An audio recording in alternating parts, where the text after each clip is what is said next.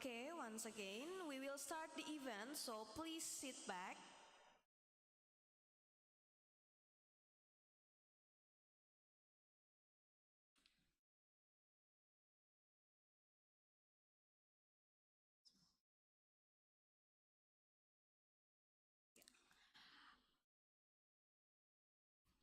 Assalamualaikum warahmatullahi wabarakatuh.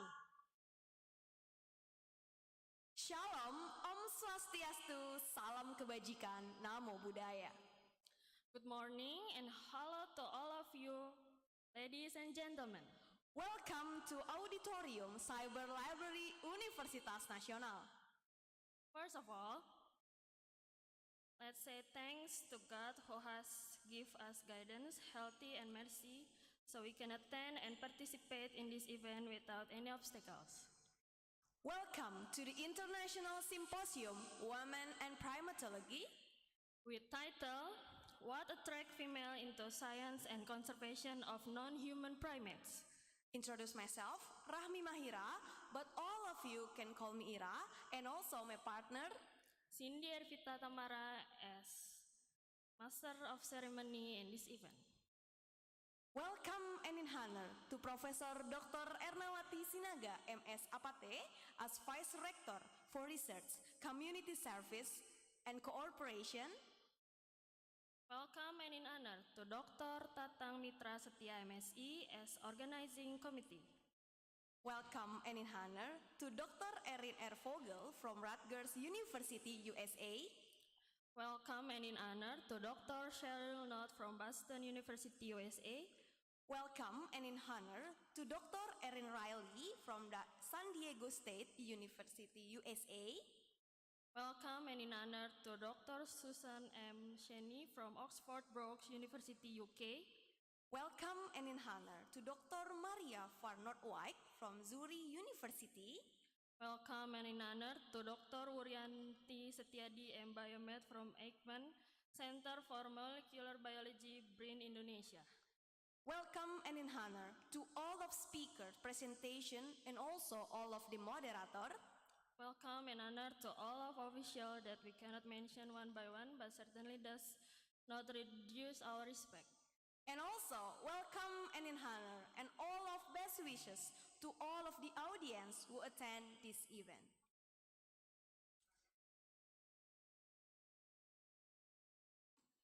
Ladies and gentlemen, before we start this event and before we enter the core of the show, we will read out the agenda in this event. Okay, first opening remarks, sing a song our anthem and march Universitas Nasional. Second, first keynote speaker. Third, first session presentation with Q&A. 4, lunch break. 5, second keynote speaker. 6, second session presentation with Q&A. 7, third session presentation with Q&A. Closing remarks, poster competition announcement, and closing. Okay, wow, there are so many events, and hopefully all of you can attend until the end of the day and got many insight and new knowledge. And don't forget to always pay attention of COVID-19 protocols. Okay, ladies and gentlemen, before we enter the main event and before we start this event, let's stand together to be able to sing our national anthem, Indonesia Raya, and we'll be continue by singing along March Universitas Nasional. Please stand up, and operator, please play Indonesia Raya and March Universitas Nasional.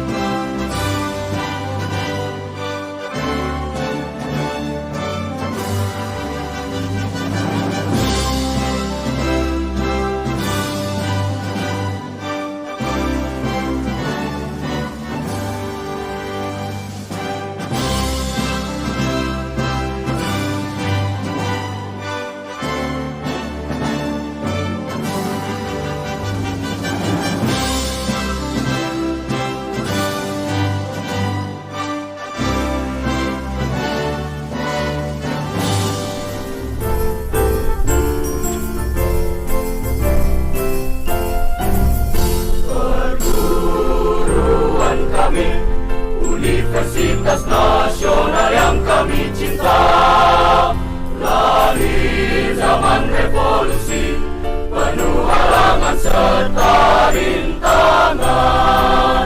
Walau betapa beratnya, sulit pahit diderita, banyak korban benda dan rasa kami pikul bersama. YMIK Dewan Guru, Dewan Kurator Mahasiswa, mari maju terus maju, pantang hati bimbang dan ragu. Lanjutlah umurnya, perguruan yang kami cinta, tempat kami memetik sari ilmu dan akhlak budi. Merdeka Sentosa Jaya, aman damai seluruh dunia, itulah cita-cita putra-putri Indonesia.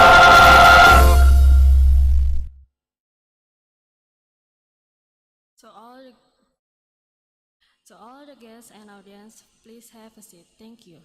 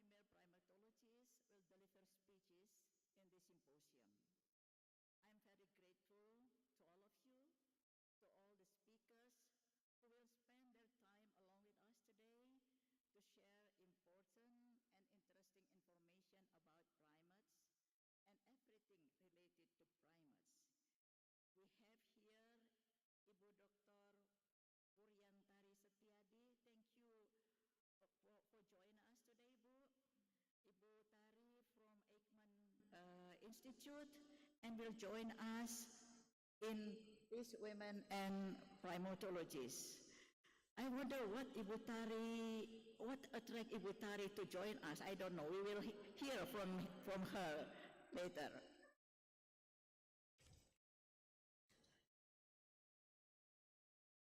Listening to your talk, the women primatologists in the symposium maybe will open the gap to peek at what is in the minds and maybe in the feelings of these women, female scientists, who engage in and conducting research on non-human primates. I myself really want to know the answer to this question, which is the tagline of this symposium. Ladies and gentlemen, all of my dear colleagues and students, primatology is actually a very interesting field.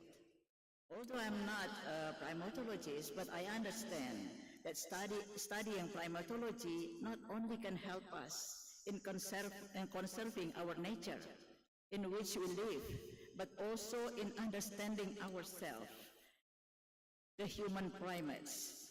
Studies of non-human primates provide important insight into our understanding of the biology and sociology of human primates, of ourselves.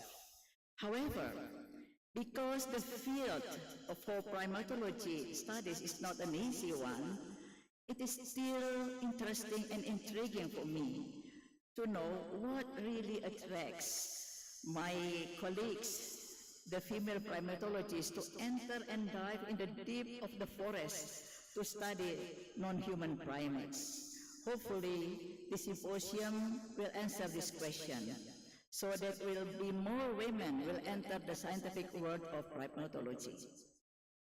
Ladies and gentlemen, once again, I would like to extend my sincere gratitude to all the speakers, Indonesian and international speakers, and also to all participants that has allocated their time to talk and discuss in this important symposium and share the joy of being scientists, especially being a female primatologist. I hope all of you would enjoy this interesting and important symposium, and I hope that what we are doing now is useful for all stakeholders and gives great meaning to the progress of science and conservation of nature and the environment. Thank you very much for your kind attention. Assalamualaikum warahmatullahi wabarakatuh. Waalaikumsalam. Thank you to Prof. Erna. Prof, before you get back, may you help us to open the event? Yes, with the little speech maybe? Sure. Yeah. And the operator will play opening sound. So help us to open this event. So I should state something? Yes, of course. Thank you. Thank you for reminding me. Ladies and gentlemen, thank you very much for coming. And now, officially, I will open this symposium and hope we all have benefits from this symposium. Thank you very much. Thank you. Okay, operator, please play the opening sound.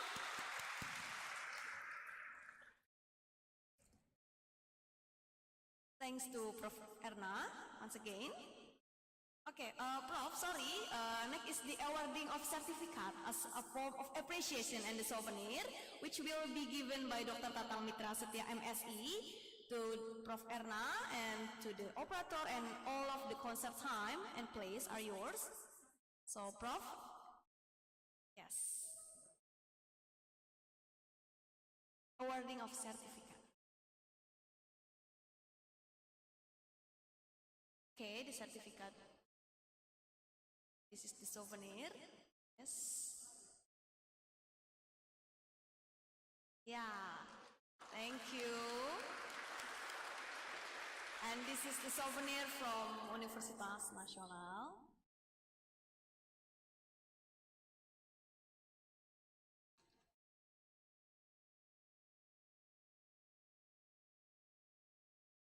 Okay, thank you. Give it applause.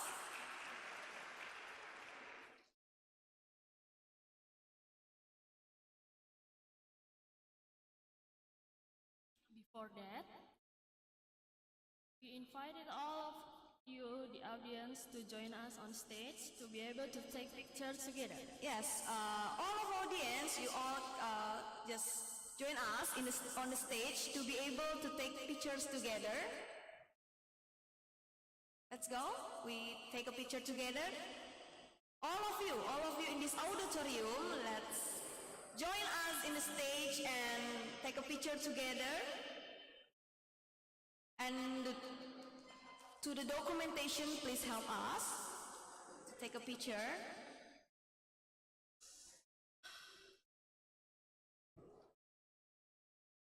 Okay, yes. Come on, all of you guys can join us. Yes, on the stage. To the documentation, please help us.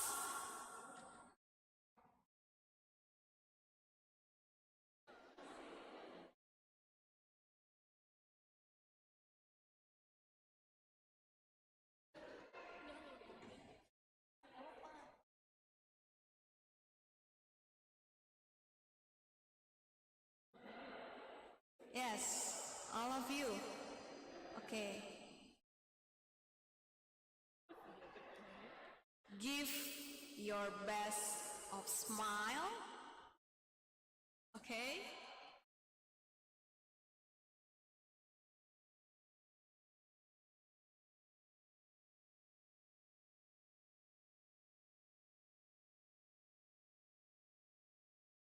Oke, yang di atas boleh bikin 2 barisan.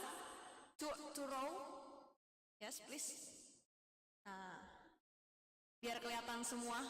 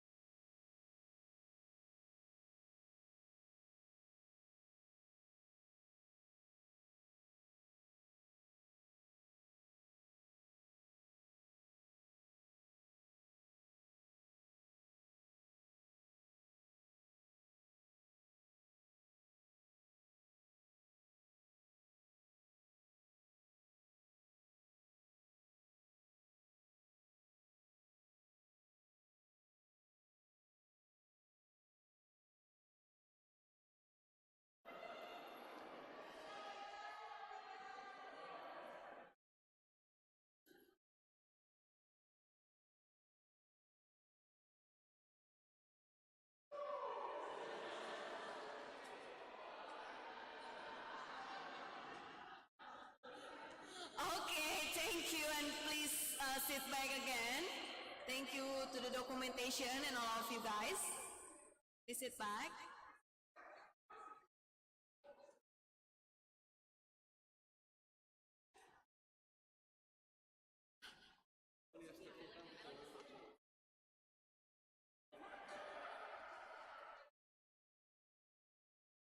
Okay, we will continue our event.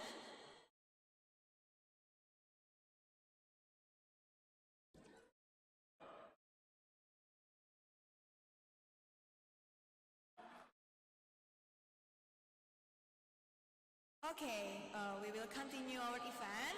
And here we go. First keynote speaker about primate research results that are beneficial to public health from Dr. Erin R. Vogel with our first moderator, Dr. Sugarjito.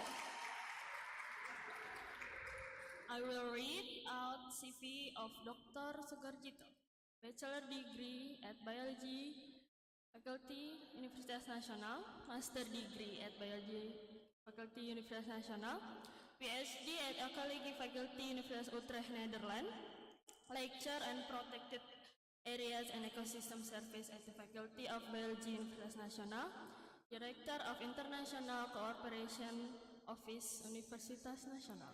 To Dr. Erin Vogel and Dr. Sugarjito, time and place are yours.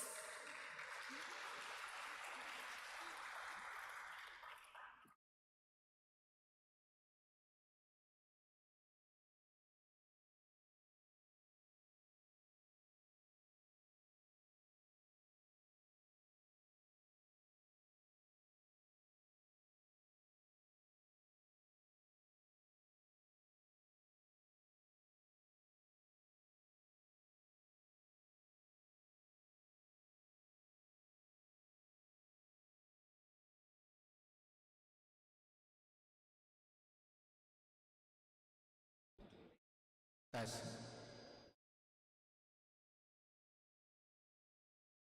Good morning, everybody. Today we have a very prominent scientist in the field of primatology. She is Dr. Erin Vogel. Am I correct?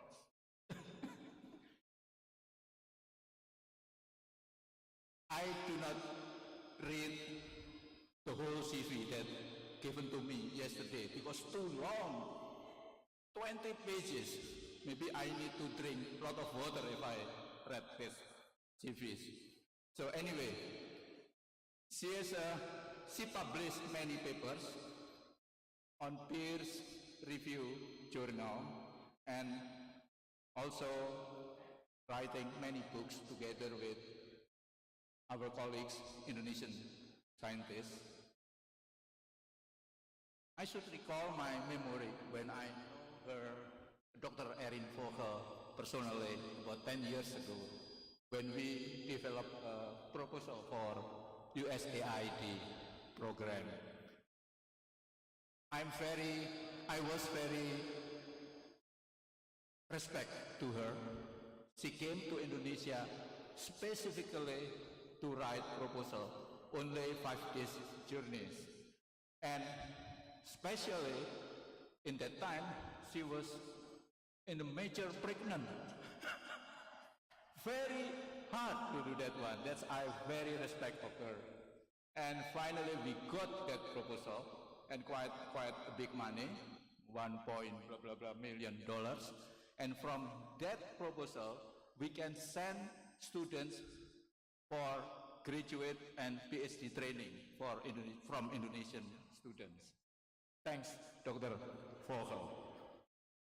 And she is now the director of graduate program in the anthropology department of Rutgers University.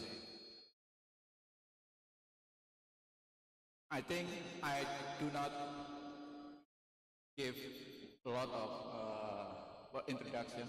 Everybody knows. I hope most of you already read her profile in the website or whatever. This time I should give Dr. Erin Vogel the floor for yours. Please give a keynote speaker for us. So Dr. Erin Vogel will deliver her speech for us today in the symposium.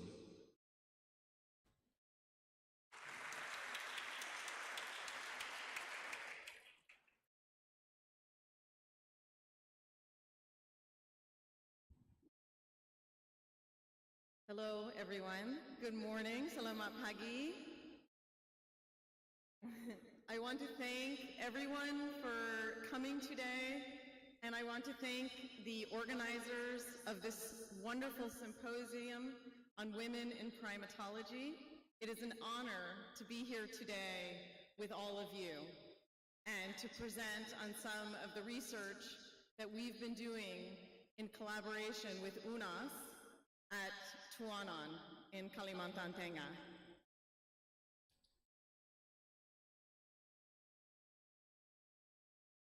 So the title of my talk today is What Can We Learn from Orangutans, Nutrition and Physiology about Our Own Health?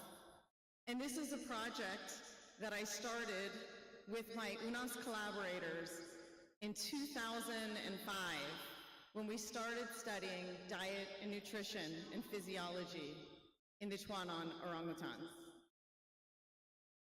And I want to acknowledge that this project would not be possible without all of the co-directors of the Tuanon Orangutan Research Station and all of their students and all of the staff and assistants who have worked with us over the years.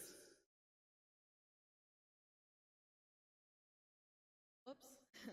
Well, the slides are a little cut off, but that's okay. A lot of people ask me, why do we study orangutans? And orangutans split from our lineage about 14 million years ago, which is a pretty long time. Oh, there we go. But just like orangutans, just like humans, orangutans have a propensity to get really fat when in an energy-rich environment. So orangutans serve as a model organism to study diet and health in humans. Indeed, the forests of Southeast Asia have often been described as what we call a feast or famine ecology, where we have these high periods of fruit abundance, peaks in fruit abundance followed by low periods. And this is an example of fruiting patterns in the peat swan habitats where we work in Kalimantan. So if you're a large frugivorous primate living in these forests, you have to figure out what to do during these periods of low fruit availability. And that is the focus of some of our research at Tuanan. And why is this important? Well, it has been proposed that our ancestors also evolved and adapted to a similar type of habitat throughout their evolutionary history. So today I'm going to talk about how this unique ecology in Southeast Asia influences the dietary strategy and physiological adaptations in orangutans and how ultimately it can inform us about our own health. What we find is that diet changes depending on the availability of fruit in the habitat. And this is throughout Tuanan, but also across field sites. So when fruit availability is high, orangutans feed on a lot of fruit and they prefer fruit. But when fruit availability is low, we find that they feed on food items that have lower amounts of energetic return. This can result in as much as a 50% decrease in energy intake. And the foundational research by Dr. Cheryl Knott, who is with us today, really informed the basis of all of the research that I've done at Tuanan. And Dr. Knott found that during her dissertation research at Gunung Pulang, she found that during the high fruit periods, orangutans feast and they eat a lot of fruit and they store and build up fat reserves. And during these periods of low fruit availability, they burn those fat reserves regularly. And this was detected with ketone bodies found in the urine of these orangutans. More recent work by Dr. Herman Ponser has further explored physiological adaptations in wild orangutans.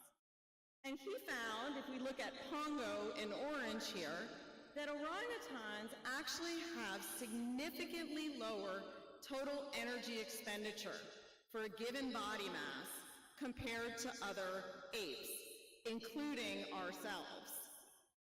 Indeed, if we look at resting metabolic rate, it's significantly lower in orangutans. So the question is why? It has been proposed that these adaptations help them survive these episodes of fruit scarcity that are extremely unpredictable. And so we can think about this in terms of metabolic flexibility. Metabolic flexibility is the ability of an organism to switch adaptively between different types of nutritional substrates as they change in their availability.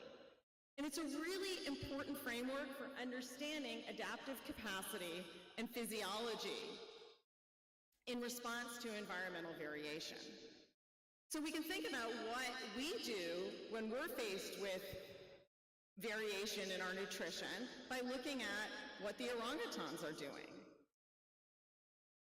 So what are the nutritional strategies used by orangutans, particularly during these unpredictable periods? Over the past decade, many primatologists have used what's called the geometric framework of nutrition that was introduced by my colleague, David Robbenheimer. And what we find is that primates, depending on their preferred diet, greatly vary their nutritional strategies.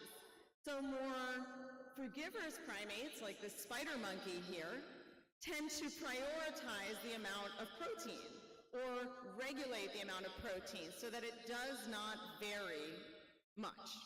Whereas more folivorous primates, like mountain gorillas, tend to greatly vary the amount of protein in their diet to meet their nutritional needs, so their energetic needs.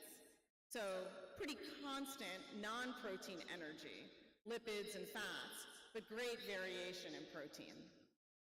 And other primates use a mix of these strategies, like shifakas or macaques.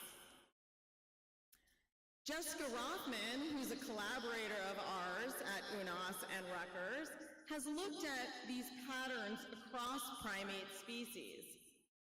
And as we move from red to blue to the green lines, you can see that as those primates that include more fruit, that have the line closer to the non-protein energy axis, tend to include more protein relative to protein, non-protein energy relative to protein in their diets.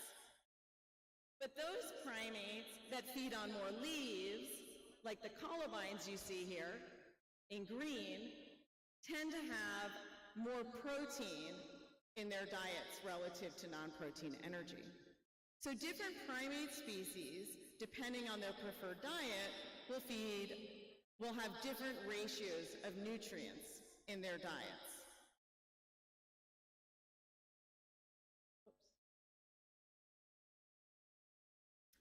So the data I'm going to talk about today with these adaptations were collected at the Tuanon Orangutan Research Station in central Kalimantan. And over the last 2 decades, we've habituated about 130 individuals.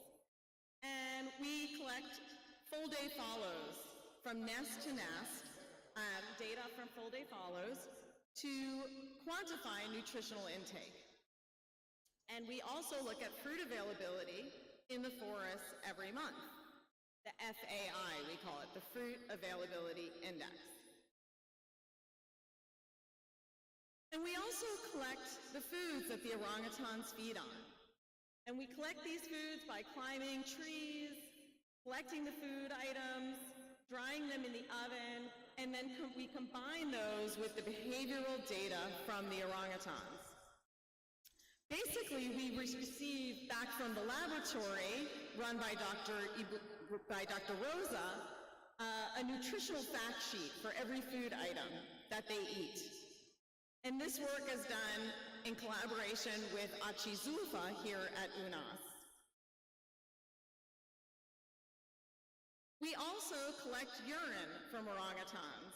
And this is, of course, these methods were developed by our own Cheryl Knott here, and many of us are using these methods across the different field sites to examine health and physiology in wild primates. And it has been voted one of the top worst jobs in science, thanks to Cheryl.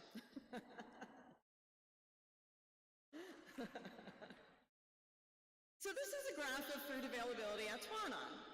The orange dotted line across the middle is average fruit availability. What you can see is that sometimes the fruit is really high, sometimes it's really low. And so what we like to look at is how do orangutans adapt to these different ecological conditions.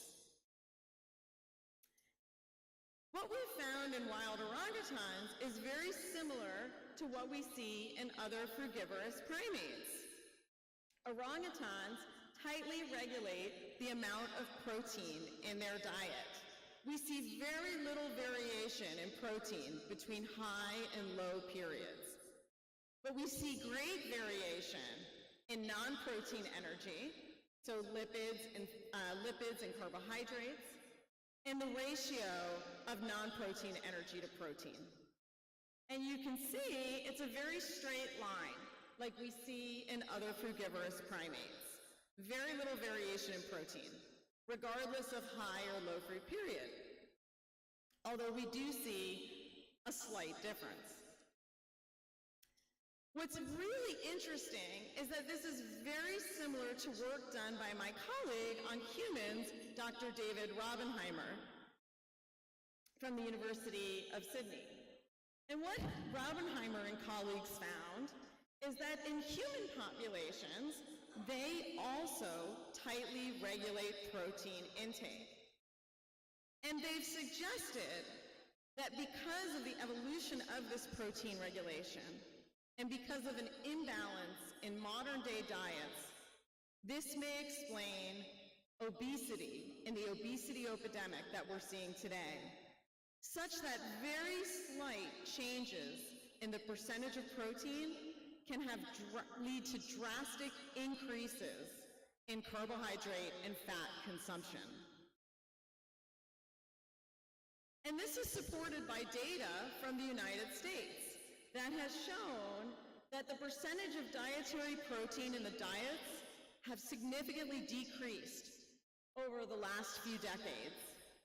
But the total amount of carbohydrates in the diet, or energy in the diet, has increased. And this increase is due to carbohydrates and fats in our diet. So what about energetics? Well, when individuals are in a positive energy balance, including ourselves, what that means is that we're gaining weight, right? Energy input is going to be greater than energy expenditure. So we're taking in more energy than we're expending. In a negative energy balance state, energy input is going to be less than energy expenditure. So we're burning more calories. And it's during those periods when we're burning more calories that we're going to lose weight. It's simple math in many cases. So at Tuanon, over the years, we've looked at a number of biological markers in urine to examine energy balance in wild orangutans, including ketone bodies, C-peptides of insulin, urea concentration, and nitrogen isotopes. And overall, what we found is that during the high fruit periods, orangutans increase their energy intake. They're eating a lot more carbohydrates and lipids. They tend to overconsume what they need, and they build up fat reserves. And also, we're finding they're building up muscle reserves as well, or muscle tissue as well. During the low fruit periods, caloric intake is decreased. They have lower carbohydrate and fat intake, but protein doesn't change. Protein intake stays the same. They're relying on body fat for energy, similar to what Dr. Knott has found at GP. And one of the things that's been really interesting is we're finding that they're actually using body proteins, so skeletal muscle, for energy via the gluconeogenesis pathway, which is really incredible.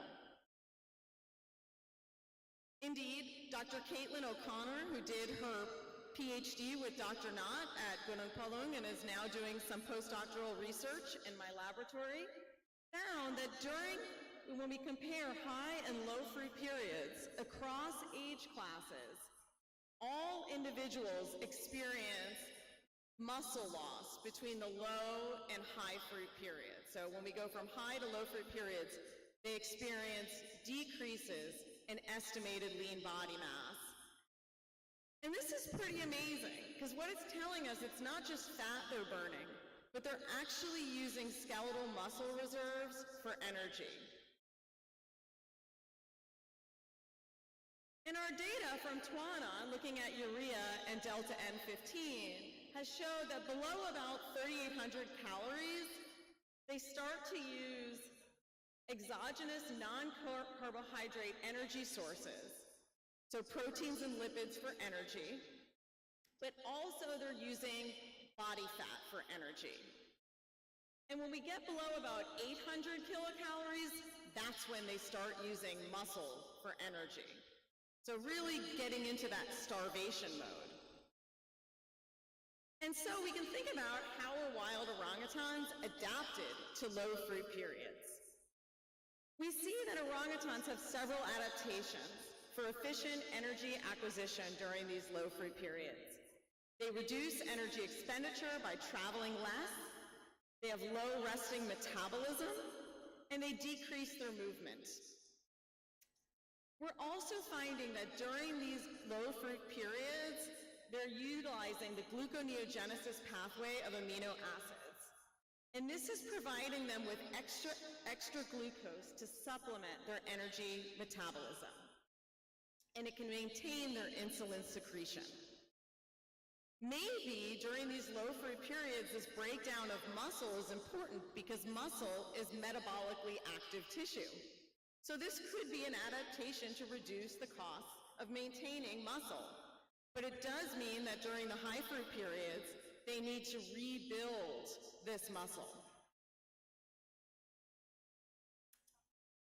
So the question then becomes, are these periods of caloric restriction harmful? And this is something that I've thought about because we always think, oh, they're starving and it's so hard to make it through these low fruit periods. But the question is it?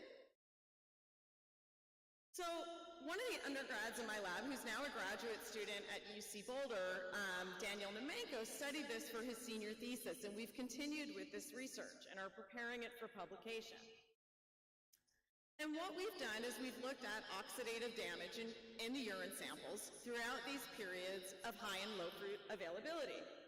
So reactive oxygen species, they're produced by both exogenous and endogenous sources. They're produced internally through the body from the mitochondria during the energy production stage. And they can cause DNA damage, damage to proteins. And this is often associated with the aging process as well. We can also, these reactive oxygen species are balanced by the production of antioxidants and by the consumption of antioxidants. So we have endogenous production of antioxidants in our body, but we also can get antioxidants from our diet. And so when there's high levels of oxidative damage or reactive oxygen species, we would expect high levels of antioxidants to be produced to counterbalance these reactive oxygen species so we can maintain a neutral balance. And there's been a lot of work on animals in this area that have shown that when mice, for example, have reduced caloric intake, they live longer. When macaques have reduced caloric intake, they have higher survivorship. And the same is true for mouse lemurs. And in humans, what human studies have found is that even a 25% reduction in energy intake results in significantly lower levels of oxidative stress in blood, using markers in blood. So we went to explore this in orangutans, and we found a very similar pattern that we see in humans. When orangutans have low caloric intake, they have reduced levels of oxidative damage. But when caloric intake moves above the average, we start to see a rise in 8-OHDG in the urine, which is a marker of oxidative stress. So just like humans on a high caloric diet, orangutans are experiencing higher levels of oxidative damage and oxidative stress. What's interesting is that we also see that as these levels of oxidative stress increase, inflammation also increases. So neopterin is a general marker of inflammation, and we see a rise in inflammation with rises in oxidative stress, all when caloric intake is higher. While I don't have a figure of this, we also see an increase in antioxidants. And this is something that Esther Zeufra is exploring for her PhD research, looking at antioxidants in the diet and antioxidants in the urine as well.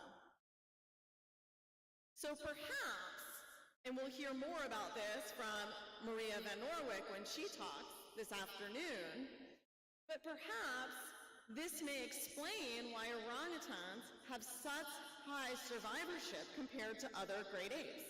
Maybe it's because they go through these feasts and famines, they have reduced caloric intake pretty regularly, and they have lower levels of oxidative stress, which increases their survivorship. And indeed, a study on birds, a meta-analysis on birds here on the right, showed that species that live longer have reduced levels of oxidative stress. So this is something that we really should explore more across the primate species. So maybe these episodes of caloric restriction are really beneficial. And maybe that's something we should think about as well as we're eating our lunch today. No, eat your lunch, I'm only kidding. Everybody should eat their lunch. But it is interesting to think that perhaps the overconsumption of calories has led to the worldwide obesity epidemic that we're experiencing today. So what can we learn about ourselves from our studies on wild orangutans? And these are my children when they were much younger. Now I'm dealing with a teenager, so it's a little different. I can't get them in a picture together, so that's why I have the old one.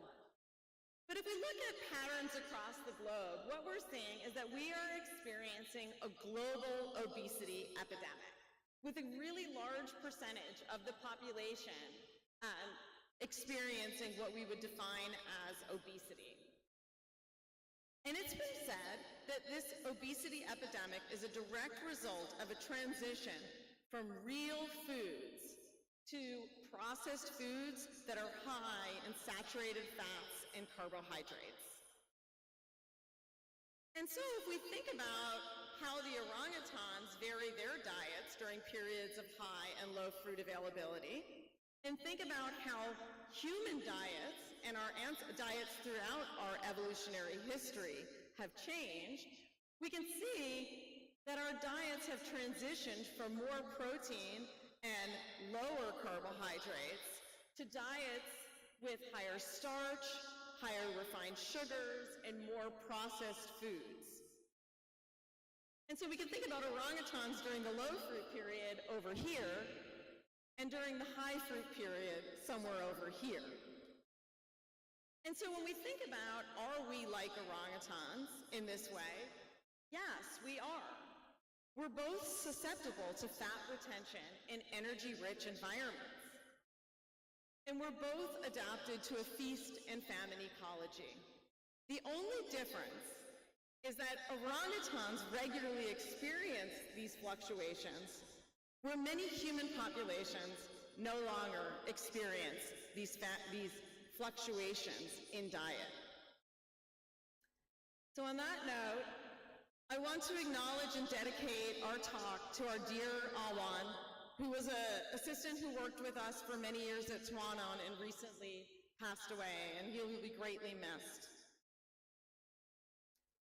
And I want to thank all of our field staff and assistants without whom these data would not have been collected. And I want to acknowledge also all of my collaborators on this project and all of the many, many hundreds of students and researchers and postdocs that have worked at Tuanon collecting these valuable data that are contributed to our long-term database and data collection.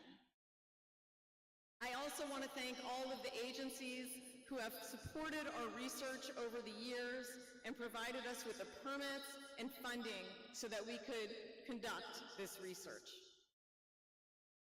And I really want to thank my colleagues here at UNAS, without whom none of this research and none of these data would be possible. Thank you, and I'm sure that we will answer questions now or later, I don't know the plan. So thank you all so much for listening to this talk.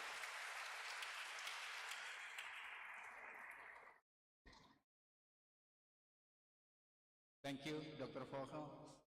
I think this is the most important. Keep always balance everything. That's why no wonder all of my colleagues, primatologists, all look slim.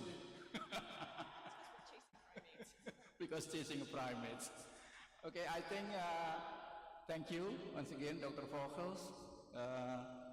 She is my counterpart since 10 years ago, and we always keep contact and then develop a research proposal together with our colleagues at UNAS. Thank you for your time.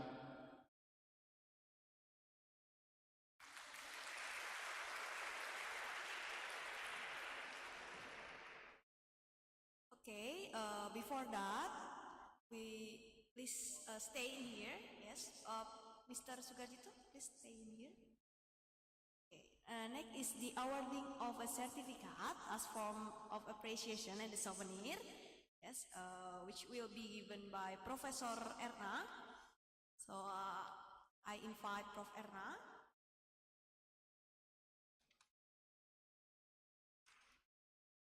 Yes, the certificate will be displayed on the screen. Yes, okay. And this is the souvenir.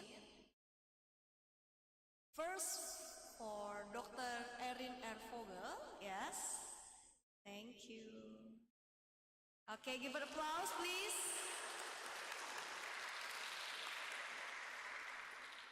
Take a picture together. Okay. Okay, and the second one is for Dr. Sugarjito, and the certificate will be displayed on the screen.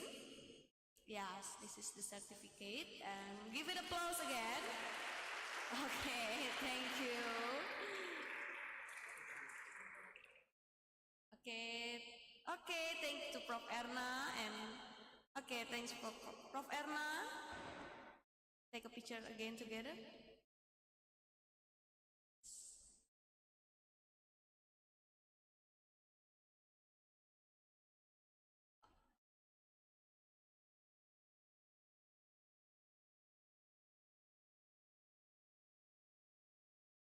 Okay, thank you for all of you guys. And before we continue, we will to say hello and welcome to the audience in the Zoom meeting. Hello. Okay, now next. Ladies and gentlemen. Now we come into the main event in this event. That is first session presentation from 3 speakers. First, about reproduction and physiology of orangutans from Dr. Cheryl Knott from Boston University, USA. And the second about primates interaction on Sulawesi macaca from Dr. Erin Riley from San Diego State University, USA. And the last one about the implication of secondary metabolites on orangutan feedings from Miss Esther Zeufra, MSc from Universitas Indonesia Nasional. The presentation will lead by our moderator, Dr. Nanan Saribanan, MSc. Before we start, I will read out Dr. Nanan Saribanan CV. Dr. Nanan Saribanan, born in Bandung, 31st May 1966, bachelor degree in the Faculty of Agriculture, Universitas Pajajaran, master degree in Environmental Science Faculty, Universitas Indonesia, doctoral degree in PSL, IPB University, and recently worked as a consultant production project Sustainable Forestry. To all presentator and Dr. Nanan, time and place is yours. Yes, give an applause please to all of speaker and our moderator.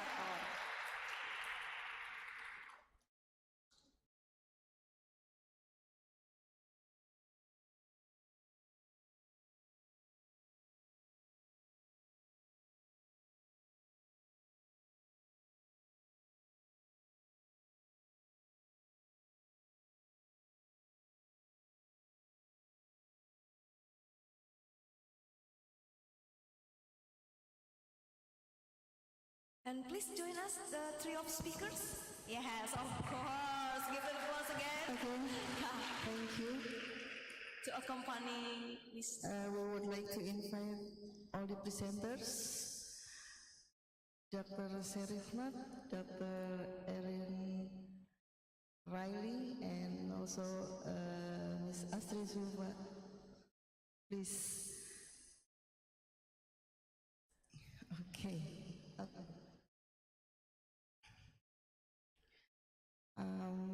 First of all, I welcome all the audience here, and a warm welcome to our presenters, Dr. Cheryl Knott, Dr. Erin Riley, and also Ms. Esther Zeufra, Master of Science. It's been a great day here, and I wonder, it's very interesting topics about what attracts women into science and conservation on non-human primates? I'm not primatologist, but I surprised myself that I think it's about me too. I have maybe 1, 2, 3, or 4 small research about proboscis monkey in North Kalimantan, and also about macaca tongkana in Central Sulawesi. I think we are in the same zone, and also probably Erna. We are already done the research on proboscis monkey, right?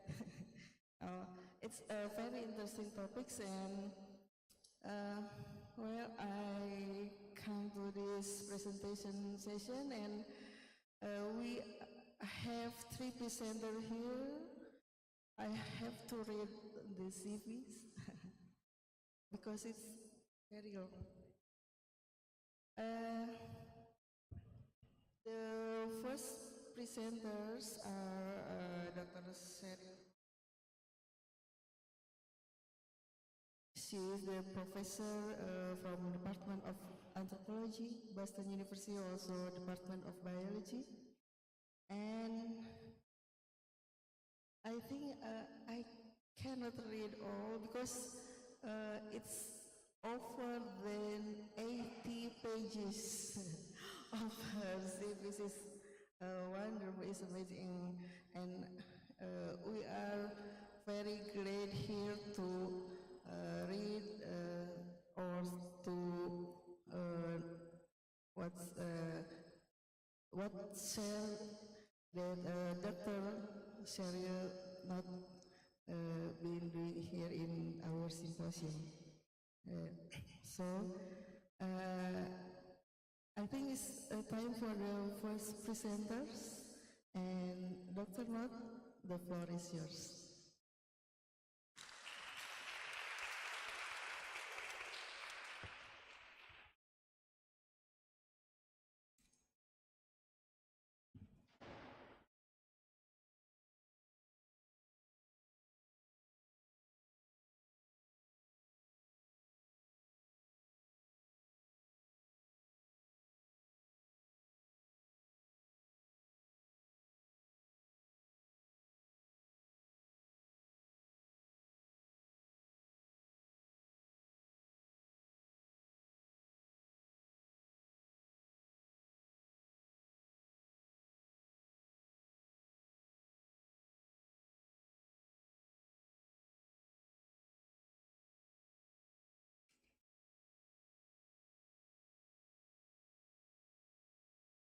If you could just center it on the left hand, the left hand picture is, the other part is the not to be shown.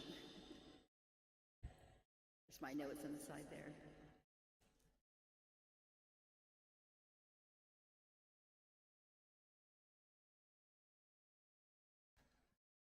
Yeah, the operator. Okay.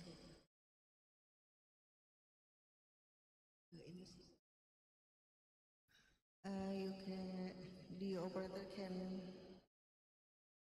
pull in the monitor, the presentation. Could you make it full screen so you can just see the picture and not the side there?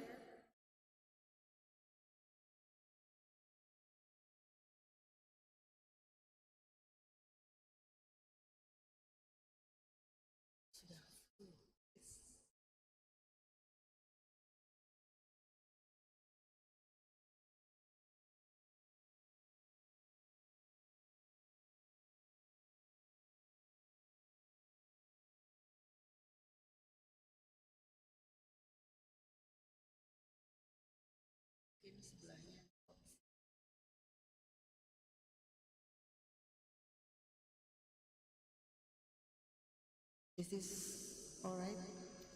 No. Yes, if you could make it just square, as a square image, if you could make it, I I think we'll be able to read the text later if it's like that, if you can make it. Just scoot it that way, I guess.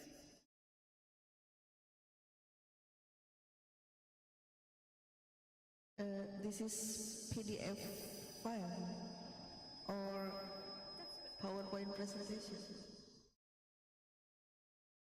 Okay, I think that'll do.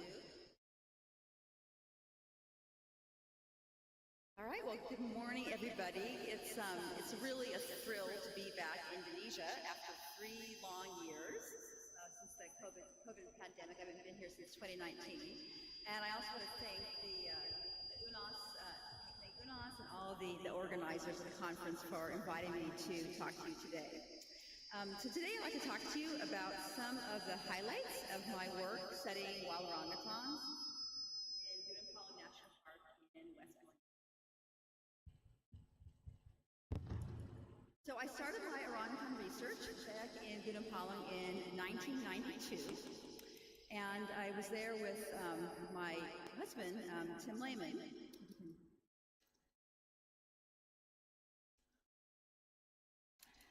So some of you may have seen some of his pictures in Dr. Vogel's talk. You'll see more of those today. So I started back in 1992, and when Tim had just finished his PhD research on string with fig trees, and so here we are on the top of one of his studied trees in the Gunung Rainforest.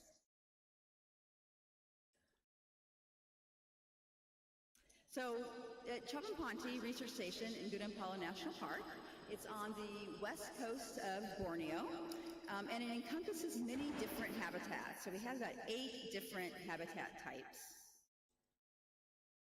And you can see in this image here of the top of the canopy. So it goes from peat swamp and freshwater swamp, down in the lowlands, up through lowland dipterocarp rainforest, and then cloud forest on top of the mountain. And so we can study orangutans as they adapt, as they move through all these different habitats, and look at their adaptations. Here is our research station. This has recently been renovated from the Indonesian government of the very generous grant. They rebuilt our entire facility, and now we have a fabulous lab there and facilities for researchers to come and work with us. And so to encourage people, and especially the students in the audience, to come and visit us and think about doing research there at Gunung Palung. The site is sitting right along the banks of the Air Putih River, and it's really a fabulous place to work.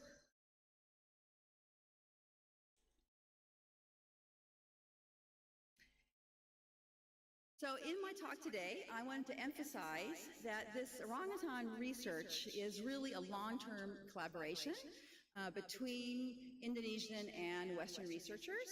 So we have a long-term MOU between UNAS and between Boston University. And although I'm speaking here today, I'm really representing many of my colleagues and a very large team of researchers from around the globe who have worked in Gunung Palung.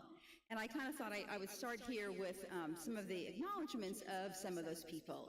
And we've been working on this work for 30 years now and have huge teams of students especially who have worked at the site and collected the data that I'm going to present to you today. Also on theme with today's talk, I wanted to mention some of our Indonesian students who've worked there. So we've had Indonesian students and a lot of women as well, women primatologists from UNAS as well as from Untan in West Kalimantan. And these are really the future of Indonesian science, is that these young Indonesians who are doing their scriptsies and their master's research and their PhD research at these primatology sites throughout Indonesia. Dr. Nutt, would you closer to the mic, so closer to the microphone? Okay. Okay. It's very clear. Is that better? Can you hear me okay now? Okay, sorry about that. Okay, so what I want to do today is to talk to you about some of those research results. And I'd like to explore 2 questions that have to do with some of the most interesting adaptations orangutans have. One of them is that orangutans have the longest birth spacing of any mammal. And the second is that orangutans have a very rare phenomenon called male bimaturism. And to answer these questions, I'm going to talk about energetics, and Dr. Vogel was a great lead-up to my talk because she presented a lot of the information about energetics and how that orangutans have adapted to that physiologically.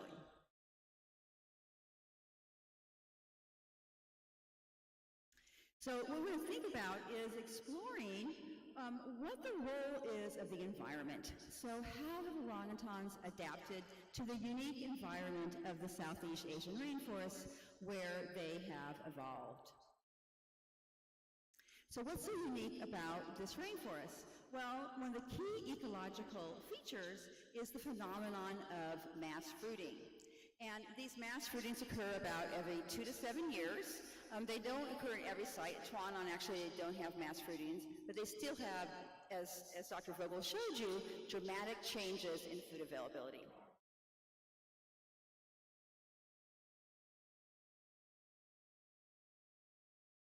So these changes in food availability, especially the mass, occur about every 2 to 7 years, and they're triggered by El Nino events. And during these events, about 80% of the trees fruit in synchrony. So despite only small changes in temperature, we have these dramatic changes in food availability and fruit production. And this fruiting pattern leads to dramatic changes in what orangutans eat.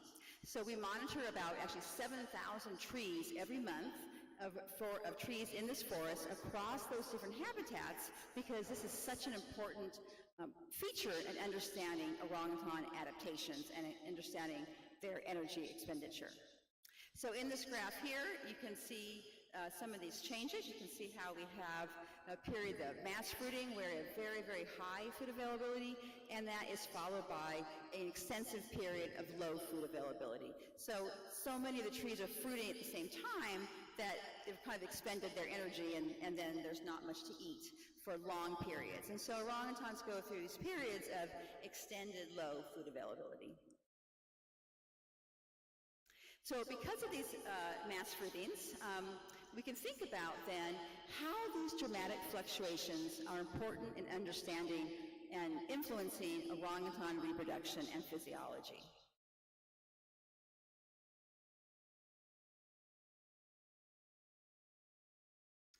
Back there. Okay, so what we do is we record everything orangutans eat. So we follow them throughout the day. We collect these long-term follows, and then we take the samples they eat and we process those and we weigh them, and we separate those into component parts and dry them, and then we can analyze those in the nutritional laboratory. So here I am analyzing some of the components of the food.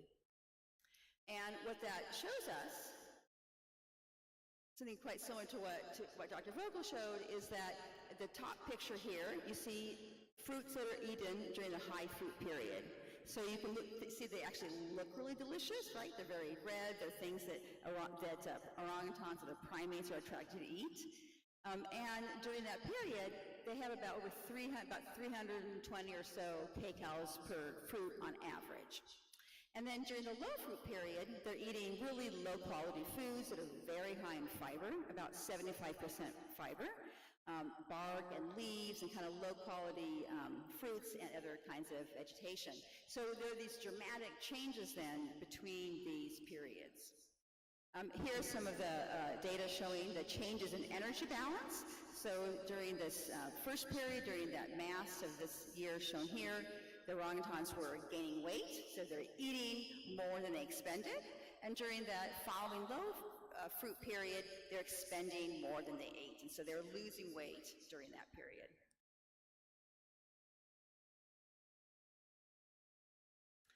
So by collecting data on everything they eat, we want to think about how does energy affect their physiology. And we can measure various components in their urine.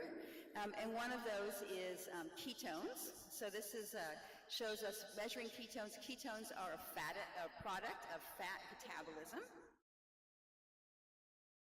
And you can see in this data here that this is actually from the 1998 paper that Dr. Vogel showed you, is that during the first part of this year, they didn't have any ketones in their urine, and during the latter half, they started producing ketones showing that they were indeed burning up their own fat deposits. Another hormone that we can measure physiologically is C-peptide. And C-peptide is a product of the conversion of proinsulin to insulin, and that also really tracks changes in food intake. So we can use that as an independent measure. So here are some data showing those changes over time. You can see that the high fruit and the low fruit period, and how C-peptide is following that change. This is some work also with Dr. Vogel's lab, looking at nitrogen and looking at urea, and showing that they are indeed also burning up using their protein reserves during these low food periods. So to kind of summarize some of the energetic changes that we found with orangutans, what our data show is that orangutans go through these dramatic changes in diet, calorie intake, and energy expenditure. This leads to these extreme physiological changes in their body weight when they store fat during fruit-rich periods, and they burn it during periods of low food availability, as well as burning protein when things get really bad. So how does this help us understand the adaptations we see in females, and how does it help us understand those long interbirth intervals that they experience? So to do this, we collect urine. Here is a dong with a plastic bag on a stick. We actually now use a fishing pole that we can eject to collect the urine from the orangutan when they wake up in the morning. Here's our lab, our field lab at Chavanpanti, where we process those samples. And then we can do some tests right there in the field. We can do these chem strips we showed you earlier. We can also measure specific gravity, which is something we use to control for hormonal levels, and it's a measure also of how much water they have in their diet they're consuming. And then we save those samples by freezing them and drying them on filter paper for later analysis. And we can then bring those back to our lab at Boston University and elsewhere, and we can measure the hormones that are in those urine samples.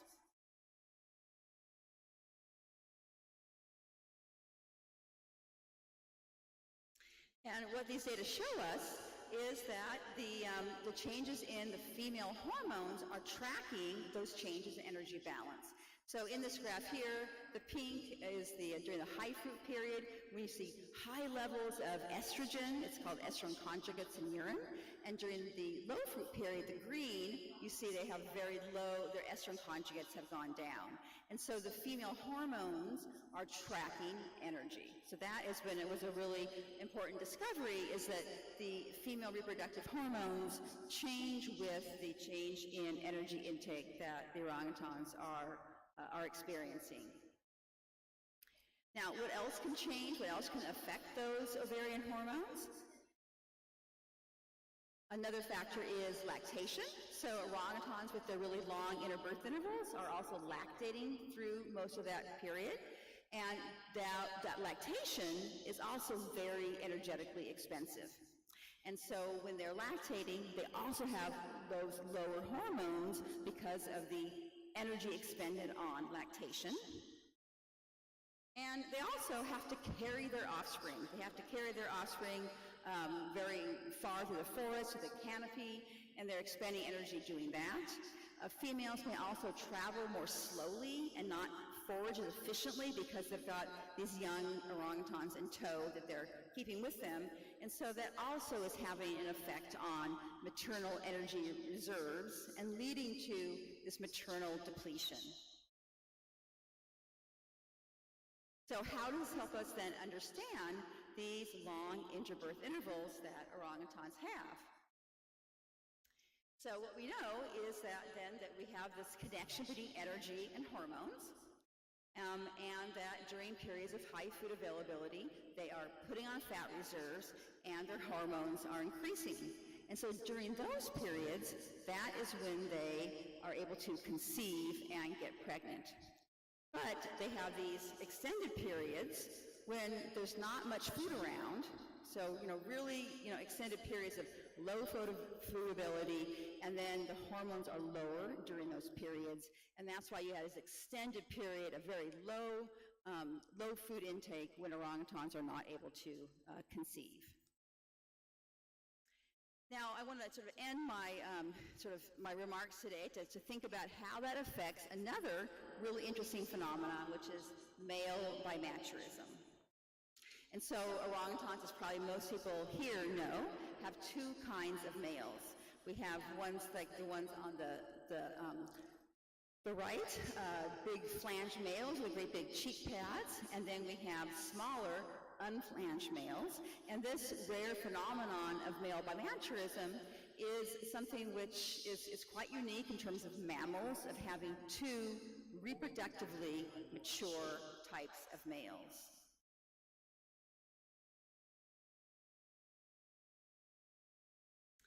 So when we think back about what we learned about female interbirth intervals, what that means is that females don't reproduce very often, and so males have very rare opportunities to actually father offspring. And that leads to really intense competition between males for access to those females during these rare periods. You think about it, once every 7 to 8 years, you have a pretty brief window when a female could get pregnant, and so that leads to this intense competition between the males. And so we can see that in things like wounds that we see here. This is a male rocking, and you can see his shoulder has 2 slashes from canines from a fight with another male. And here's another male who just has a big puncture wound in his cheek flange, and a large piece of his lip was bit off during a fight with another male. Sometimes they lead to injury, and sometimes they lead to death. So this is a male, the individual I showed you earlier, who died of his wounds inflicted by another male. So what this means then also is that because of this intense competition, that males, the bigger males, the big flange males are the ones that are able to win in competition between males. Females also prefer those males. They want to mate with those males. However, it's also very energetically expensive to be, very costly to be one of these big flange males. So this large body size has consequences. So here on the larger picture from 1997 is a male that we call Jariomanus. His Jariomanus' ring finger was broken off, probably from a fight with another male earlier. And in this picture, he is looking at a female that was ovulating, that he was following for many days. And during this period, he wasn't eating very much. He was expending a lot of energy to keep up with this female. And at the end of this period of kind of intense mating and of following this female, the next year, you can see him in 97, he's totally shrunken up, okay? So his cheek pads have totally shrunken. We know it's the same individual because of this marker he had, but you can see that the cost, very visually displayed here, the cost of being a flange male. And of course, we can also measure that physiologically. And we call these males that have gone through that transition, these are past prime males. And we can look at some of the energetic costs they have. So one of them is that they need a lot more calories. So a prime flange male needs to eat a lot to maintain that big body size. And so they have a cost of eating, higher calorie cost. They also have changes in their testosterone levels. The testosterone is a hormone which is also very energetically costly. And these big males have higher testosterone levels than do the past prime and the unflanged males. So maintaining those testosterone levels is a cost these males have to contend with. And here is that same male, Jariomanus, showing his individual differences in testosterone between those two time periods. Also C-peptide, the other hormone that we measure, that is also an indicator of energy turnover, and we find that that also is being maintained at a high level in these prime flange males. So being a prime flange male is very energetically expensive, and what we find in Gunapalam is that these wild males, they cannot maintain that form for very long. So on average, it's only about a year that we see them actually maintain this flange state. This one individual was able to maintain it a couple of years longer than that, but they can't maintain that for very long.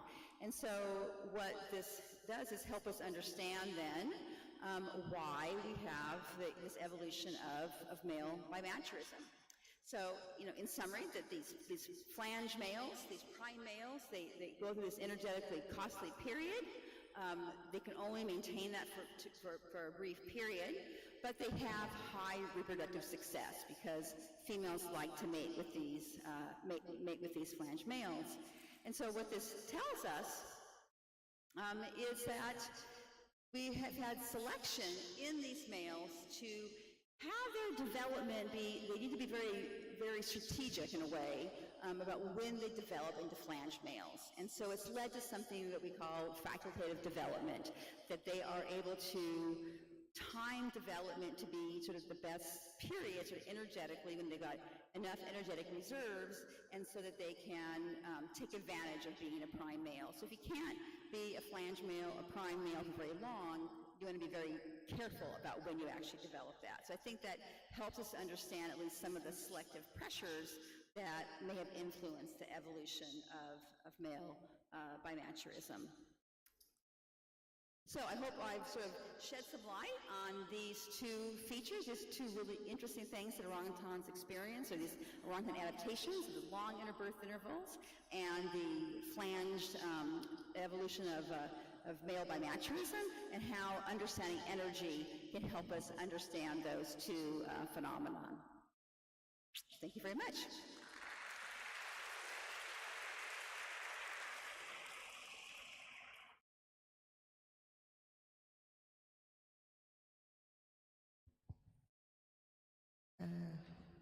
Thank you, Dr. Cheryl. It's a very insightful presentation, and it's very interesting topics about reproduction and physiology of orangutans.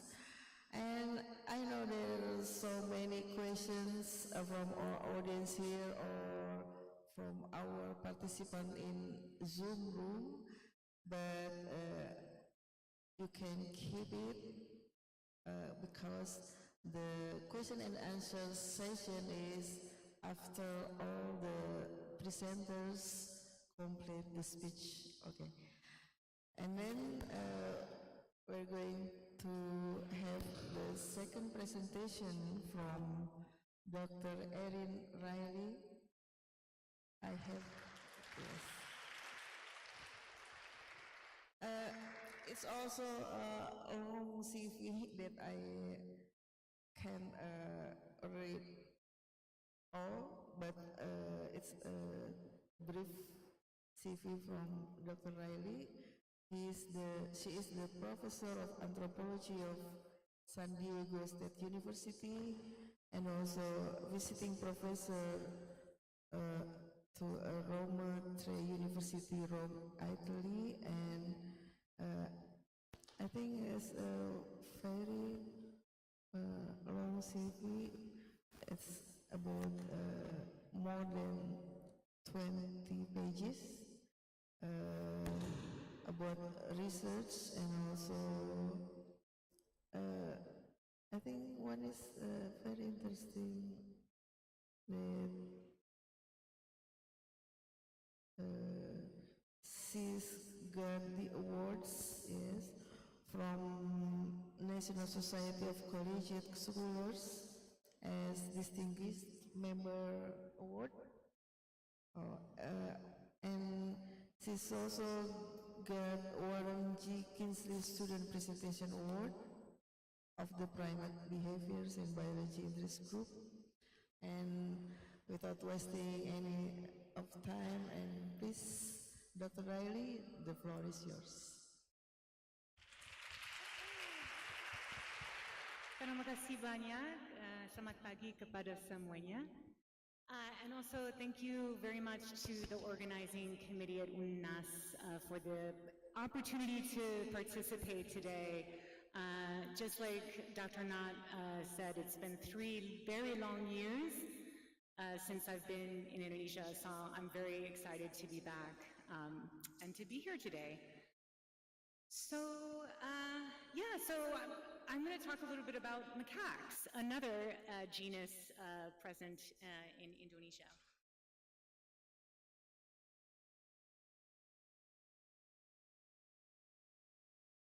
Okay, a little bit about how I got started in this area of research, since that's the focus of this symposium. In fact, I was interested as a young person in archaeology, and I thought that's what I was going to end up studying when I began my undergraduate degree. And I learned pretty quickly that I like to read about archaeology, but I don't like to do archaeology. And I found that instead I could study living things. And my undergraduate mentor was a woman in science, and she was a primatologist. So that's kind of how I got interested in primatology and made it my career. And my background is certainly interdisciplinary in the sense that I've pulled together a trajectory that derives from biological anthropology and primatology, but also sociocultural anthropology, conservation ecology and biology, and then environmental anthropology, conservation social science. So I often consider myself a hybrid of sorts. And I have been working in Indonesia for almost a little more than 20 years, and I've been collaborating with Universitas Hasanuddin di Sulawesi Selatan sejak tahun 2006, and looking forward to continuing to work with them.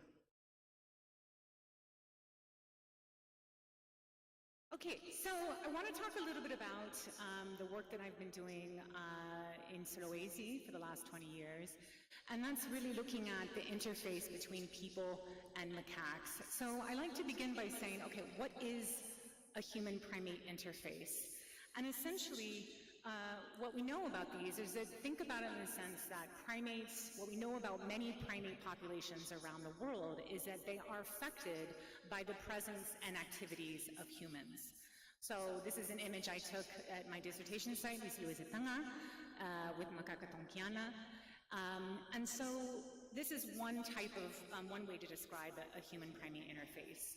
We also know that humans and other primates live in close proximity, where they encounter and interact with one another, including at tourism and temple sites, seperti di Bali, but also in many areas of the world, termasuk Indonesia.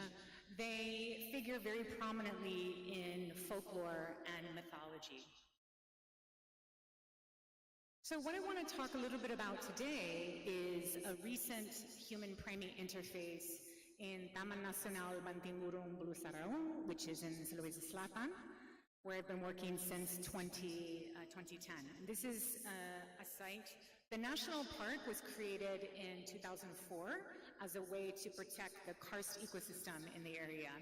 And these images,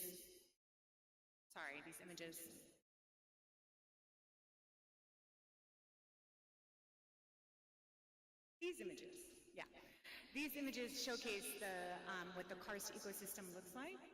And so when we first started working at the site, this is a site that's occupied by macaca maura, which is currently listed as endangered by the IUCN. Of course, this is one of 7 macaques endemic to the island of Sulawesi. So when we first started working at the park, much of the time that we spent conducting observations on the macaques, we're doing kind of standard, primate ecology and behavior studies. So what are they eating? How are they spending their activities? And so forth. But what we started to notice roughly around 2015 was a behavioral shift where they ended up spending more and more time along the road. So this is a road that has long existed in this area of Sulawesi. It's in fact the only road that you can use to travel from Makassar to Bone on the other side of the peninsula. So this road has always been in the national park, but prior to this point, the monkeys would come to the road, cross the road, and then move on. But what they started to do was spend time along the road, and hopefully you can see beberapa individu di sekitarnya. Sorry, saya pakai bahasa campur, tidak apa-apa ya? So, and of course, because they became more visible, then what ended up happening is that the mobiles, the cars that were passing, people weren't necessarily prepared, but maybe they would have snacks and whatever, and they would start feeding them. And of course, this ended up creating a situation where the monkeys began to learn, oh, ada mobil, ada makan, right? So they began spending more and more time along the road where people were provisioning them. So here, this is an image, one of my favorite, because it captures so much just in one picture. You see, this is Putri, namanya Putri, the female with her infant. She's munching on jagung, right, corn on the cob. It's very possible that this jagung has been in the mouth of a human. So you can think about issues of disease transmission. But also look at the infant's face. It's kind of like, oh, this is what we eat, right? And so you see a social learning process happening as well. You might also notice there's trash, right? Sampah, and this is another issue in this area.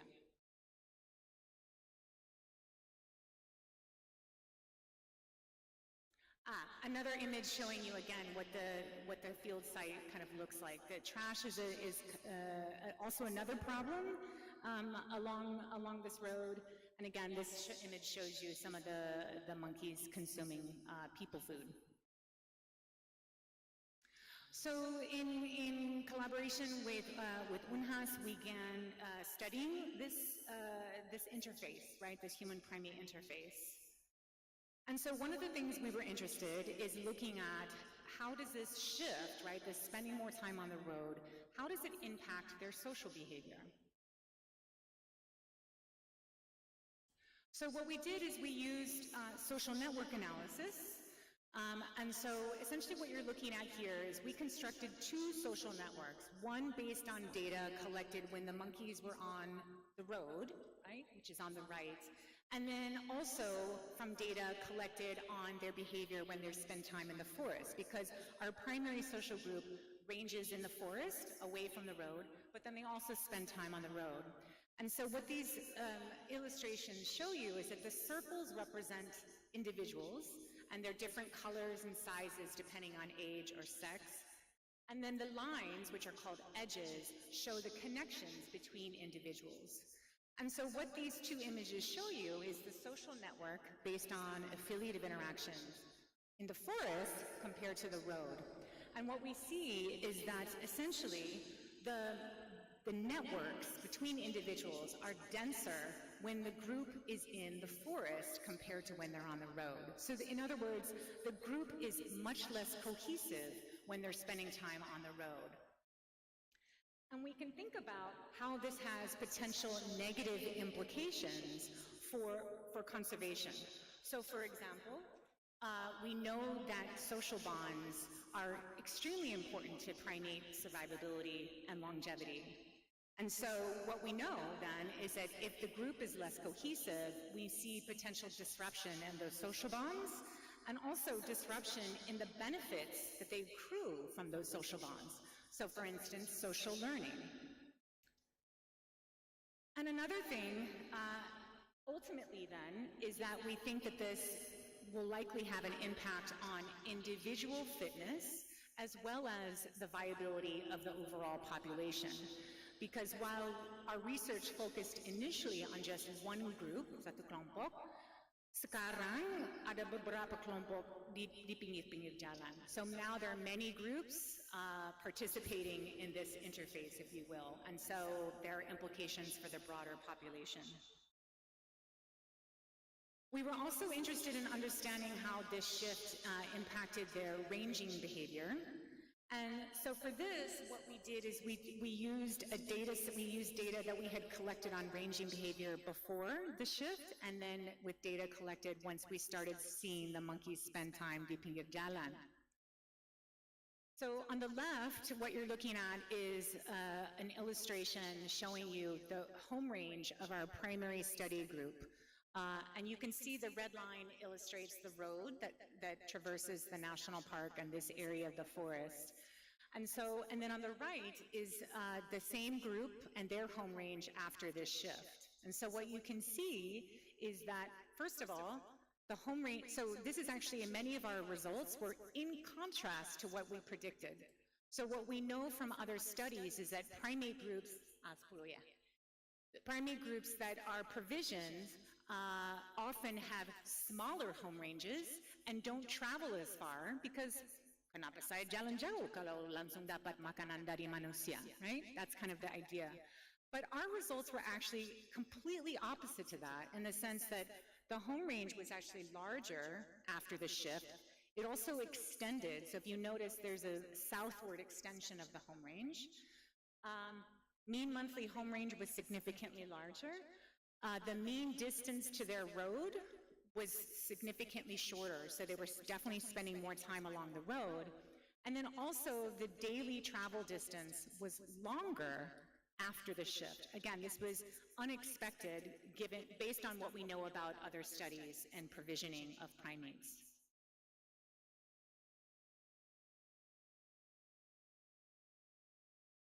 As you might be thinking, there's a road, there are cars, ada motor, there's a potential risk of injury and maybe even death. And unfortunately, we have lost at least one individual to my knowledge. Ini Lani, namanya Lani. She was an older female. She was really sweet. Anyway, she got hit and struck by a car and didn't make it, right? So this is a continuing threat. This is not it's not a highway like Jalan Tol, right? But it's very well trafficked, and so there's lots of vehicles that traverse this road. So what are some of the conservation implications? Certainly this type of interface necessitates management. How do we properly manage this situation? And so over the years, we've been trying to work with the national park, again, because this is a Taman Nacional, we've been trying to work with the national park to help develop educational materials. So we put together, this was a brochure that was then turned into like a papan, a sign. Basically, giving some information, not just saying don't feed the monkeys, but trying to explain why, right? There's plenty of food in the forest, so forth, right? This is a species that is endemic to Sulawesi, right? To get people excited about this primate. And so here, this is the signage that was put up in the national park, but again, it's the forest, and it's a sign, and it rains. After a little while, this is what happens, right? So, the question is, what kind of impact does this kind of outreach have? And maybe some, but maybe it's not as long lasting. So we know that there's a continued need, not only for research, but continued outreach with communities. So in terms of our future work, one of my objectives, again, moving forward, is to work on building local capacity in field primatology in the area. And to that end, this summer, while I'm here, we're having a chance to help build towards that. So a colleague of mine, Shera, who works with the NGO Progress, it's an NGO di Sulawesi, will be offering a scientific writing workshop. Also, Ayu, who's here today and who will be speaking later, has graciously agreed to join us for a workshop on primate survey techniques, as well as conservation education, because she is our conservation education expert, and I look forward to learning more from her about that. And so that's some of the work we're going to be doing. And then also tahun depan will be, I had to split it up just because my Indonesian collaborators and counterparts were very busy this summer, and so next year hope to do more workshops focusing on methods of behavior observation, so training students at UNHAS techniques in observing behavior. And then in terms of research, we intend to continue further looking at the impacts on macaque ecology behavior as well as the health of the overall ecosystem. And so we very excited with a new NSF 3-year project, again in collaboration with my Indonesian counterpart, Prof. Oka di Unhas di Fakultas Kehutanan. And so we'll be doing some hopefully really interesting projects on this theme. And again, continued efforts for management and education outreach, right, to really help ensure sustainable coexistence of these two species. So with that, I'm done. Sudah selesai. So, sudah cukup waktu ya? Oh, 5 minit lagi. Oh, okay. Jadi terima kasih banyak, and I look forward to the question and answer. Dan also sekali lagi terima kasih banyak kepada UNAS for the invitation. Certainly all of my collaborators, termasuk semua teman-teman kawan-kawan di Sulawesi dan juga mahasiswa saya, and also all of the funders that have helped support the research over the years. Jadi, terima kasih banyak. Thank you, Dr. Riley, for insightful presentation about primate interaction on macaca Sulawesi. And actually, I have some questions for you, but I will keep it first. And I have a curiosity about macaca tonkeana because I do a small research there too in center of Sulawesi. And before that, we come to the third presenters, and I will notice that our participant on Zoom room can write the question at room chat, and we will read it for the question and answer session after all the presenters have completed the speech. So we come to the third presenters, Ms. Esther Zeufra. I have to read her CV first. He's a lecturer in Department of Biology, Universitas Nasional, and I think is a candidate of PhD, and soon will be a doctor. Okay, and there's so many experience in research in Kalimantan, and she was also the coordinator of the joint research between UNAS and Rutgers University, and the publication is about phytochemical screening on some leaves and fruits consumed by Japan gibbons and so on. I think you can read in the website maybe. And Ms. Esther Zeufra, the floor is yours.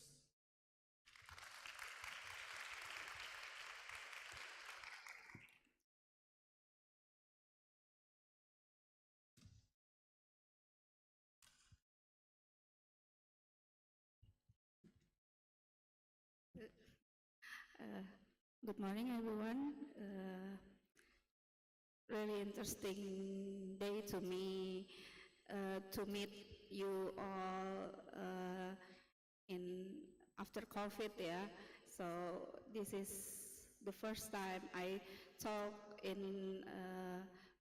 with all people again, and also the two other speakers is very interesting topic have been taught. So I will continue with my past research, yeah, and then also I wanna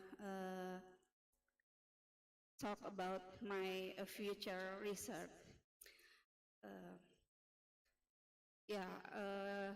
This is still about the food or diets in orangutan, but my interesting now is in secondary metabolite. How is this metabolite secondary will affect to orangutan?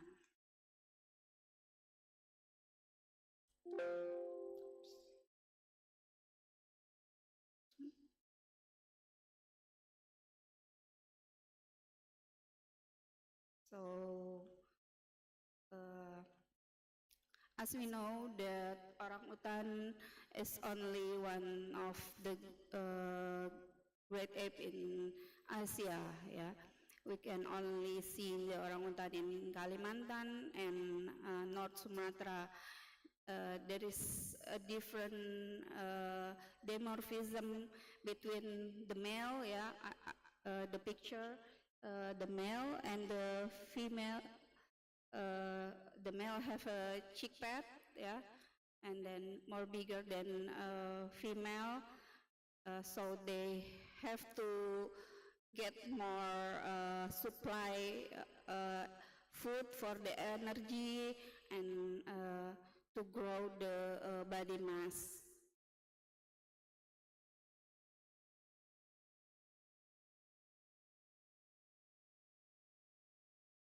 So orangutan is very selective on the diet, yeah. They choose food in specific part, yeah. So they not eat a same part with the different species of plant. They eat seed, they eat also the pulp from the fruit, but they also seed the leaf, flower, bark, and sometimes they also eat on small vertebrate or even the soil. Yeah, I see they eat the soil and the charcoal from the pit. So there is very much species in orangutan food list, more than 1,000 plant species was eat in various research station.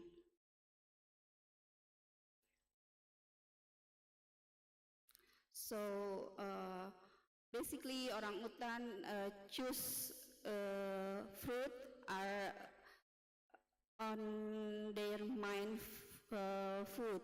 So they are frugivore. We call them frugivore. Yeah. So more than 15%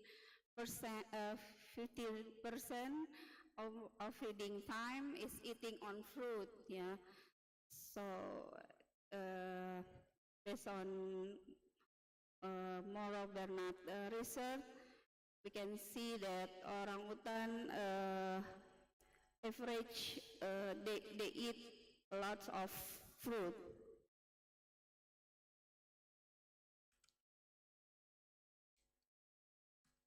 So if we also see the different side, yeah, the different field side, they look change their diet every month, but they still choose a fruit on their diets, yeah. When it season of fruit is up, they tend to eat more and more fruit. But if the fruit is low, they choose to eat bark and leaf, yeah. That more concentration in carbohydrate and protein. So this is different. We can look in the different area in Gunung Palung. There is irregular forest masting, yeah. So they have mass fruiting and then go low fruiting mass. So orangutan should adaptate to the environmental.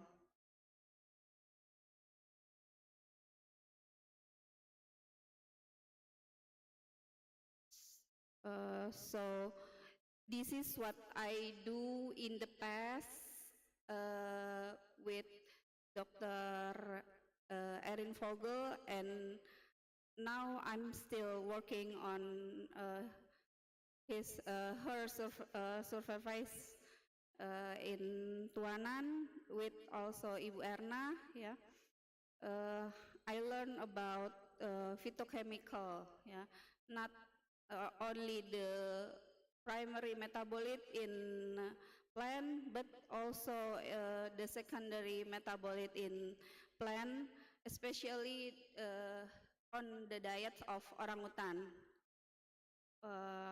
As we know that primary metabolite in plant, yeah, it support for intake of carbohydrate, lipid, and protein. It's very essential for orangutan growth, development, and reproduction. But very contrast with the secondary metabolite that contain in the plant that might be it will become poisoner to the primate, but it it function in plant, yeah, as the defense, yeah. The plant was defense to the predator that eat the plant, like that. Yeah. So there is four secondary metabolite that dominant can found in plant, such as alkaloid, flavonoid, saponin, and tannin. Yeah.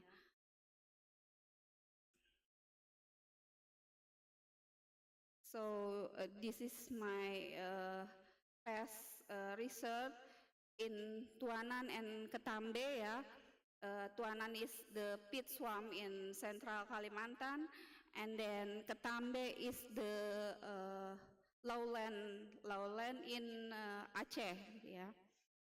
So we analyze the nutritional by method of proximate analysis, and then we can see that water, ash, protein, and carbohydrate was higher in Ketambe, yeah, in Aceh.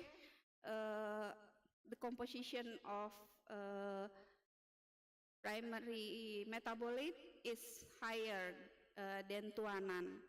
So the orangutan will get more nutrition with the rich plant in Ketambe. The different one is only found in this one, the lipid, yeah. So the lipid in Tuanan more higher than Ketambe, yeah.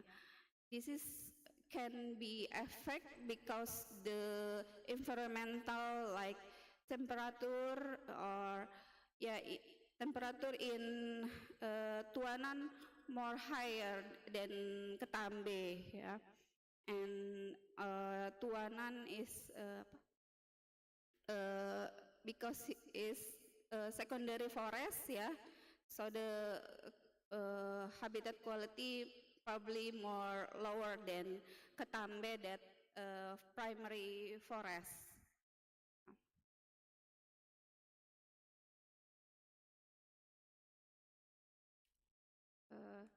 So what we can learn from the plant metabolic secondary on orangutan diets, yeah. Primates is prepare to not consume, yeah, to not consume a lot of plant secondary metabolite or avoid all of. But this is also have negative impact to, because this is have a negative impact to primate health, like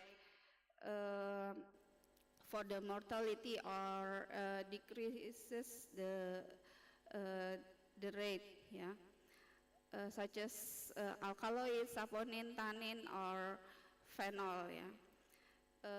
A few things or a few research has been done that this plant secondary metabolic was toxic for the primate, especially in tannin, yeah, because tannin will be decrease the protein digestibility. So if the primate was eat the plant with the highest tannin, they will be difficult to get the protein from the diet, like that.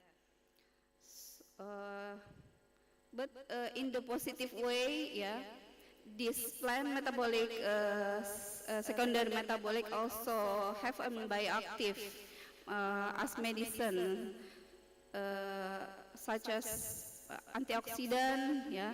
So the primates also can get the component of antioxidant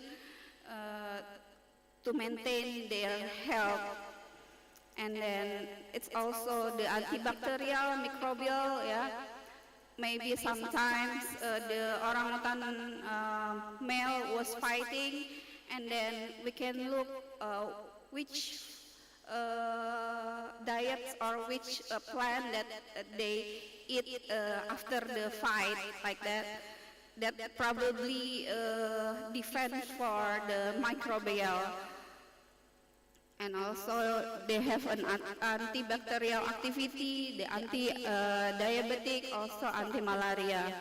So based on this bioactivity, the local people also use this as a traditional medicine to found the candidate for the drugs, probably.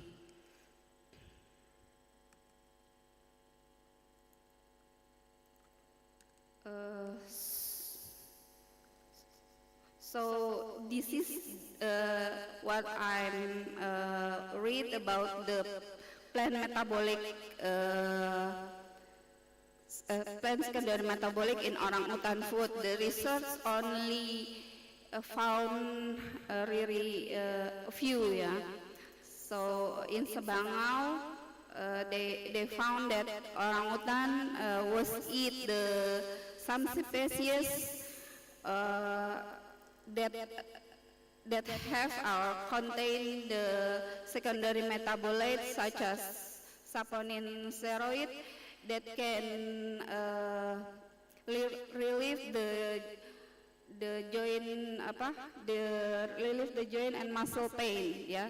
So they can cure the muscle pain in orangutan. They look based on the zoopharmacognosy, yeah. So they look the behavior of orangutan, what they eat, and they analyze what plant metabolic secondary that contain in the food. Same also with research from Panda and Gunawan. Orangutan eat the bark from Uncaria that contain the phenolic compound. But this is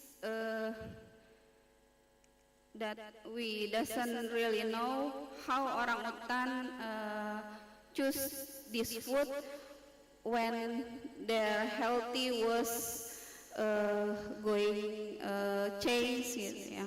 if they have a problem with their health, how they can find the right food as the medicine, their medicine, like that. So this is a few studies that have been analyzed the plant metabolic secondary that already used by traditional local people. Yeah. So the dominant compound is flavonoid and steroid.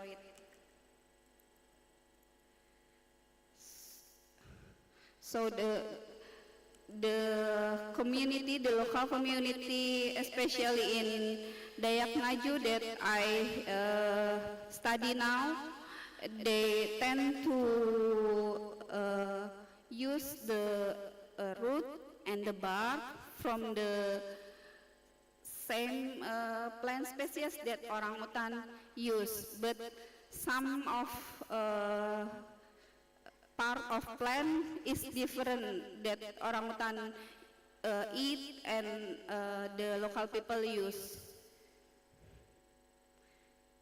This is like showing me a few things. This is only a small research. Yeah, I still continue to get more data, but this is show that we have to protect more the tree that local people use, especially in part of root. Yeah. Or we can also explain to them that they also can use the other part of tree, so the tree can still grow. For example, probably we can test the leaf from the same tree that local people use, and then look at the content. Yeah, probably it will be same content with the composition in the root, so they can choose the leaf also to use for the medicine, like that. So this is the few. I give some example that plant species from orangutan eat is an endangered species. So we have to concern if this species still used by local people. This is also the endemic one from the Kalimantan, yeah, but not evaluated yet. So we have also to concern about the population in the wild. Oh, sorry. It's 2 minutes. Sorry. Okay. Left. Yeah. This is my future research. Yeah. If there is anyone interested to join us in Tuanan, or now I also start to study in Halimun with Ibu Ayu. Try to learn about the plant metabolic secondary, so we can know how the pattern orangutan or other primates use this plant secondary metabolic. So many thanks to many people that have been join work together in field or in Tuanan, in Ketambe, in my lab, also in my chemistry lab right now. So I hope I can do it more research on this. If you have any question, you can. Thank you.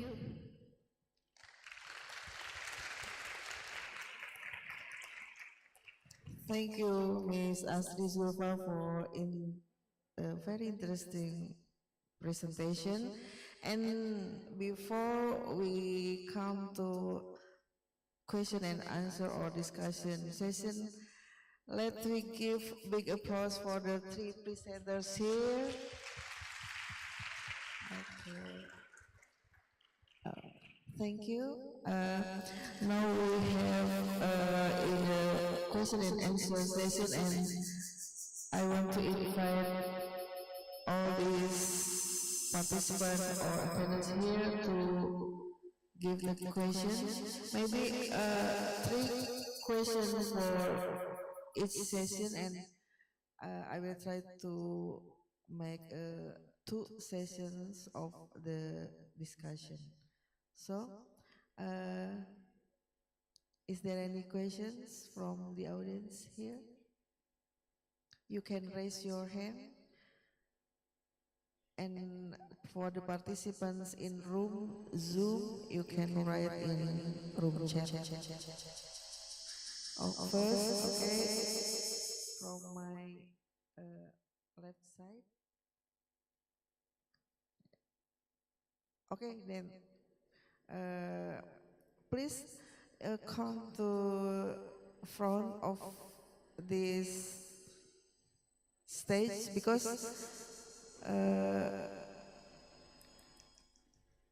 no, the man with, okay, Pak Sugarjito want to ask a question too, okay. I think we have Thank you.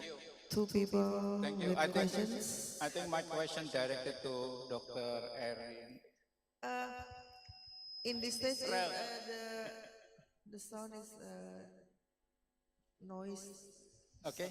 So you, Okay. I think you have to come to the front. Yeah.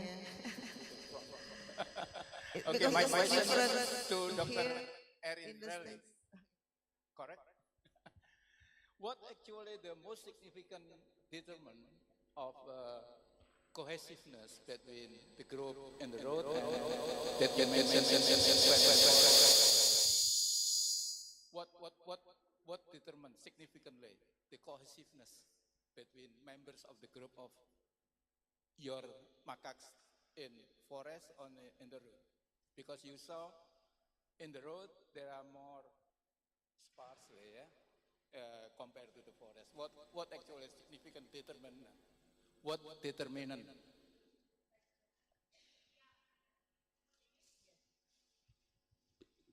Hello? Okay. Yes, thank you for your question, Pa. Pajito is asking what are the factors that account for why we saw the differences in social cohesion in the forest versus along the road. And what we think might be at play here is the nature of the provisioning at the site. So as you guys saw from the pictures, the provisioning is happening along the road, but it's also happening in a very dispersed manner, right? So the monkeys are following cars as they move along the road and as they slow down to provision. And so what that ends up happening then is that the group, which typically stays fairly cohesive, they start to then disperse to travel to follow the cars, right? And so we think that might account for the reason why they are less cohesive along the road versus in the forest. So it's the nature of the provisioning that is likely the main factor driving this. Okay, I think how's the response of? It's okay. And the second is Pak Didi. Okay,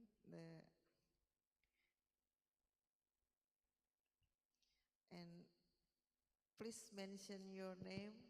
Yeah, And thank you. okay. My name is Idi. So the question is for Erin Riley. It is very interesting study that you compare the home range changing. Please come to the front of this. Okay, Because sorry. Because the sound is very different from here in stage and Okay, test in 1, the 2, 3. form. Yes, you're right. So your result is comparing the home range changes in macaque when people just cross on the road, and then what happened if not. So what do you think if like what are you doing after you got the result to the government? It's like to give the result exactly like please don't feed the macaques or something. It's like following up your result for the conservation action. Yes, Thank you. yeah, terima kasih banyak. So the question, yeah, is what do we do with those results, right? Yeah, it's obviously a very good question. Yeah, one of the concerns well, it's more of a constraint really, is that in other areas of Indonesia, like Bali, for example, people often travel to sites where macaques live and are encouraged to feed them. So one of the problems that we face is that when the park and others are trying to say to people, oh, jangan memberi makan kepada monyet, the people are like, well, why? I can go to Bali and do it. Why can't I do it here, right? And there's also the perception, oh, these monkeys look hungry, right? So we're trying to understand, like, what are people's motivations behind feeding, and if we can better understand that, and this is part of our future work, is to do more ethnographic work with people to better understand their motivations. Because at this point, trying to change the monkey's behavior is very difficult, right? So where does the intervention happen? It happens probably with the people, but there's a disconnect because if they say, why can I go to Bali and feed macaques, but I can't do it in Sulawesi, right? So that's kind of the next step with regard to that. But we're also trying to better understand too the patterning. So the future work will look, we tracked provisioning and ranging behavior across 2 different time points. But we also want to be able to map that behavior in relation to what's happening in the forest, right? And so to see, if indeed during periods of lower food availability, because it's a very seasonal environment, if we're seeing them along the road more often than when food is more readily available, and whether it's linked to the patterns of different species, because this is an area where they're continuing to do reforestation efforts, right? So this is something that might help inform those kinds of efforts as well. Okay. I think that's the response from Dr. Riley. And any questions from the floor? Oh, yeah. So, Dr. Fogel also want to ask question. Please. Thank you, all of you. Those talks were so fascinating. My question is for Cheryl. I find it really interesting at GP that the flange males there seem to have a really short tenure from what your data are showing in terms of how long they're flanged. And what's interesting is that at Tuanon, we have a lot of our males that are residential males that are flanged, seem to be flanged. I mean, some of them have been flanged for the entire 18 years that we've been there, and big, still very big, nice flanges. And so I'm wondering, I think this is something that perhaps we'll need to discuss, because do you think that this is driven, that these differences may be driven by ecology, or is there something else? Like, I just think it's fascinating that it's so different between these 2 sites, even though we're not geographically that far apart. So I was wondering what your thoughts are on it, since this is something you've studied for so long. And Didi's research has shown that the males of Tuanon do have the flanged males have significantly higher testosterone, just like you have at GP. So I'm kind of curious about your thoughts on these differences, because I think it's fascinating.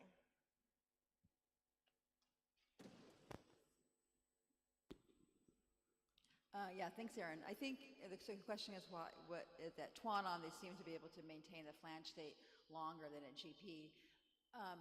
Yeah, I think it'd be really interesting to look at the ecology of it. I mean, my understanding is that I think we may have, I mean, you have that one species at Twanon that's always available. So it seems like you have maybe it's less of the really bad periods, perhaps. So we seem to have some, more of the sort of extreme low food availability, even though it fluctuates at Twanon as well. And so I think that would be what I would look at is maybe one of the differences. We know we do have some males, one male that was able to maintain that for a while. And so, there's some males that are able to have that for longer, but I think it's probably, I would assume it would be driven by ecology and the extent to which you have these sort of, how extensive those low food availability periods are. So it seems like that's sort of the big difference. But yeah, it'd be great to compare that. Okay, before question from the floor, I have mentioned that in the room Zoom, there are questions to Dr. Erin Riley. It's from Dr. Gail Campbell-Smith from Yayasan IAR Indonesia. He want to know that, I think I have read the question. First, I would like to know Erin's thoughts on why the home range of Sulawesi macaca is larger after the behavioral change. As this is an unusual result, as mentioned, perhaps it is to do so with the high calorific human food items that they are consuming, as they have more energy to expand.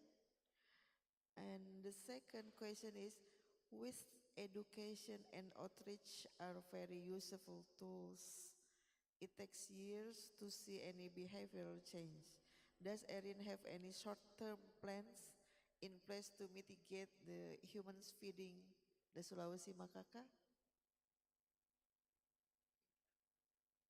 You got the question? Okay, yes.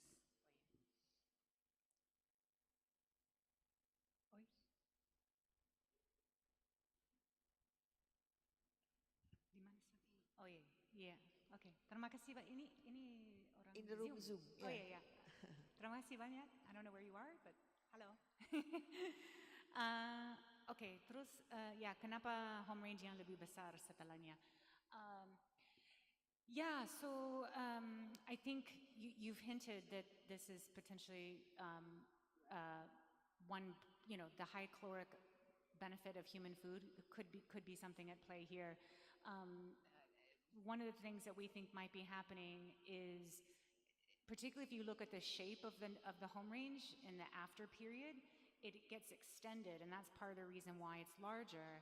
And where that extension is an area of the road where cars can actually pull over, because it's a very narrow road, because remember I showed you images that it's karst, right? So basically this road travels through limestone tower karst formations. Much of the road tidak bisa di pinggir, right? There's no side area, but there's certain stretches of the road where they can. And so where the home range extended is exactly in areas where cars could pull over. So we feel like the monkeys are being pulled into to extend their range to be able to access those kinds of foods. This is what we believe might be happening with regard to why it might be larger. The second question, yeah, so they state that it can take many years to. Oh, this is Gail. Okay, hi Gail. Many years before we see behavioral change, right? In terms of education, what are some of the short-term plans to mitigate? Right, and this is where the park, a lot of the onus of mitigation falls on the park, because this is a national park. And they've tried their best to do monitoring, where they're basically spending time along the road, encouraging people to kind of move on, stopping on the road, feeding them. Again, we tried with some of the signage and stuff, and I showed you some images that showed how that may not persist. It may not. honestly, in terms of the short term, it is quite difficult. We hope that as we start to build bigger data sets, particularly if we can get people interested in the kinds of reasons that will maybe help prevent them from feeding, right? So one of the next steps is to think about the ways in which provisioning impacts seed dispersal patterns, right? Because in many areas of the world, macaques are key seed dispersers, thereby contributing to forest regeneration. So we're hoping if we get some data on that, if we can find ways that resonate with people, okay, I really shouldn't be feeding them because they do this, that, and the other, maybe we can see. But again, it does take time. And so in the meantime, the national park, I'm only able to go during the summer, so the national park continues the efforts to just, try and encourage people to limit their time feeding. But it's definitely, these kinds of interfaces are notoriously difficult to manage, but we're trying our best. So thank you for those questions. Thank you for that is the response from Dr. Riley. And I think there's another questions from the floor. Andrea, I think Andrea want to have question. Please mention to whom the question is directed. Thank you. Thank you all for your presentations. I have a question for Dr. Riley again. I hope that's all right. A bit of a two-parter. The data you presented was on the group that you had been following before the behavioral change, I'm presuming was habituated to the researchers. Are you seeing the same change in behavior? Is clear enough? Can you the question? No. Sorry. I presume the group you were presenting on was already habituated to researchers before the behavioral change. Just from your general observations, were you seeing the same change in behavior in non-habituated groups in the area? And if you were, did the change in behavior arise around the same time? Was there learning between the groups? And if you didn't see that, due to the expansion of the range of one group, were you seeing delirious effects on other groups? Was their range shifting as well? How did it impact essentially the rest of the population in the park? Thank you.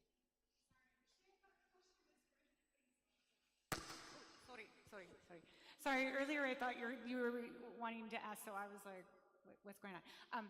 Anyway, yeah, no, so most of our observations have been on one primary group, and this is a group that's been studied for a long time.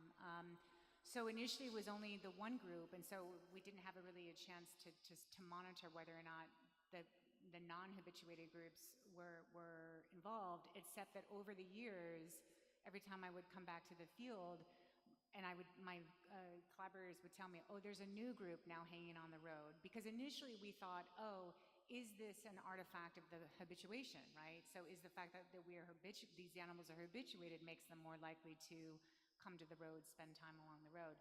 And now we're seeing that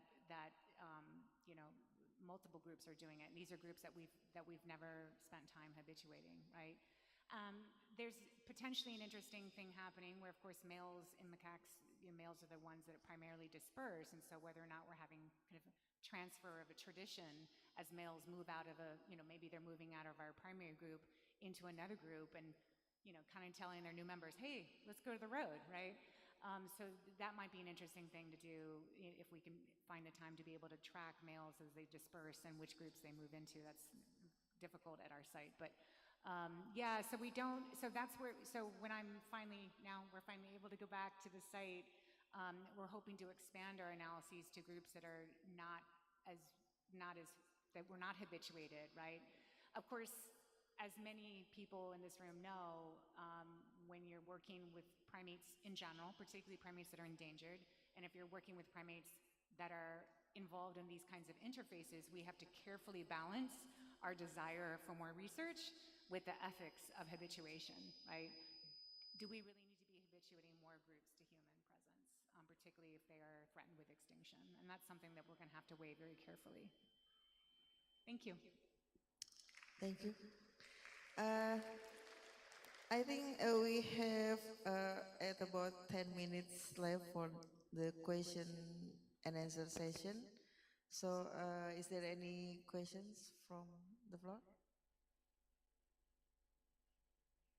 Okay, there. Oh, yes, please. The lady in the center of our room. Yeah. Please mention your name and your institution, and you can go to the front. Yeah.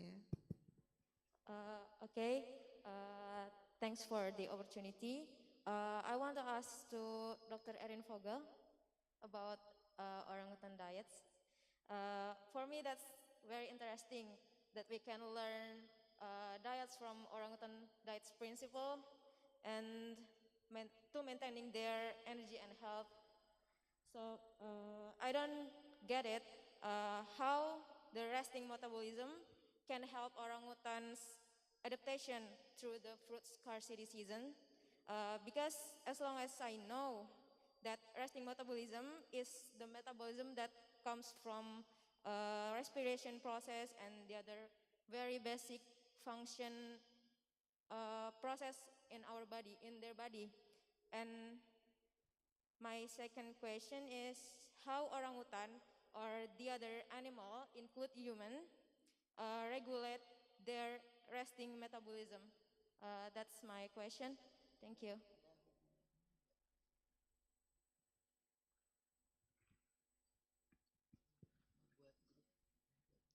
Thank you.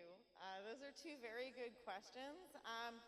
So the work that you're referring to is work by Herman Poncer, and what they've actually found is that this is relative to their predicted resting metabolism. It's significantly lower than you would expect. But most importantly, it's their total energy expenditure measured through doubly labeled water.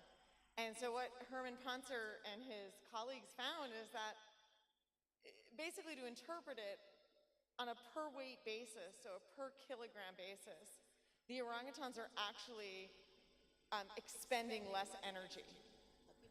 And this is because their cellular metabolism is just slower. So how would that help an organism survive through, say, a period of fruit scarcity?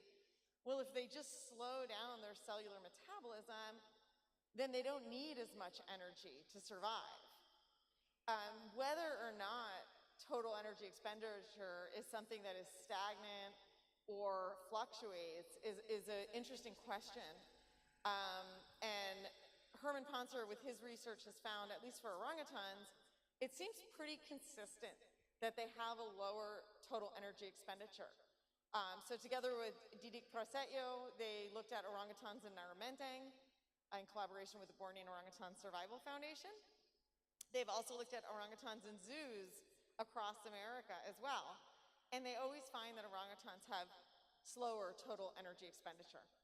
Now, why and what regulates that? That's a really difficult question, because I think this is something that happens over a time scale that is evolutionary. So it's not that we can really come up with the proximate mechanism of this on a short time scale. This is an adaptation that is taking evolutionary time to occur.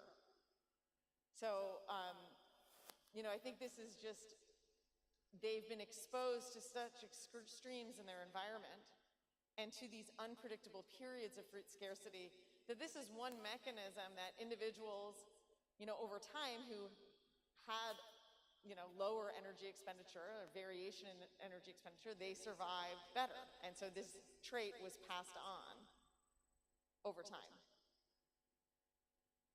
Is that okay? Okay. Okay. Thank you for the response to the question, Dr. Vogel. Is there any question? Maybe one last question from the floor?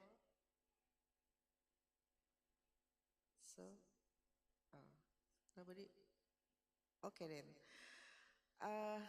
Actually, I have questions also from myself, but I think in outside this session, I will give the question. Okay. That is the end of our question and answer session. And before I close this session, I want to give the opportunity to all the presenters here to make a closing statement about this symposium or about your topic. Maybe a brief statement, please, to give a closing statements or to give the motivation for all of us or anything you can. Okay, first, Dr. Sheryl Not.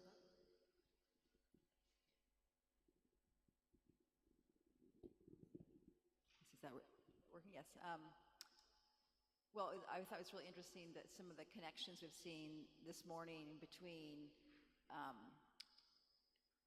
food, basically, is one of the things which is most common, and maybe that's one of the things which primates do a lot, or like other animals, they eat, but collecting data on the food and how, from Dr. Vogel's talk and the talks that we did this in the second session, is understanding the changes in food availability and how that influences physiology, it influences behavior, grouping behavior, it influences the secondary metabolites that they eat, and that it seems to be a real common theme of this morning is understanding food and the complexity of that and how that is a major driver of changes in behavior and physiology. Thank you. So next, Dr. Riley, please.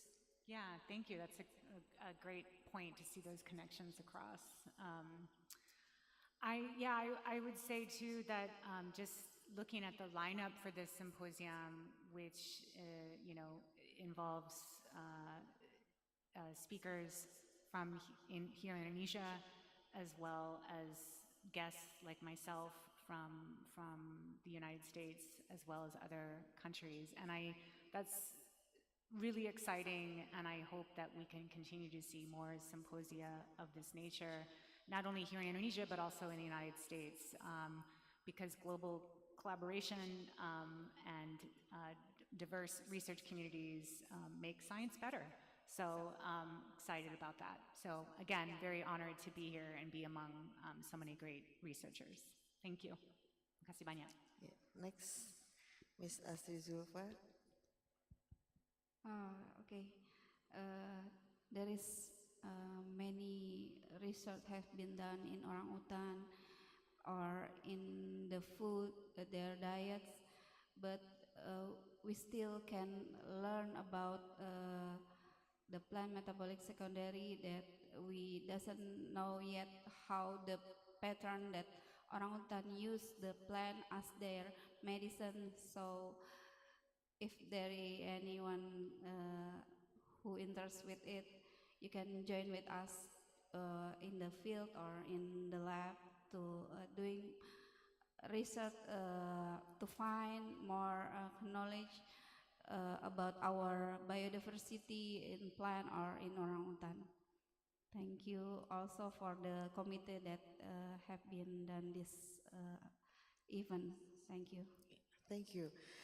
And finally, we come to the end part of the session in our discussion, and I will extend gratitude to all the presenters and all participants here, and thank you again. And so we can give a big applause for all of us here.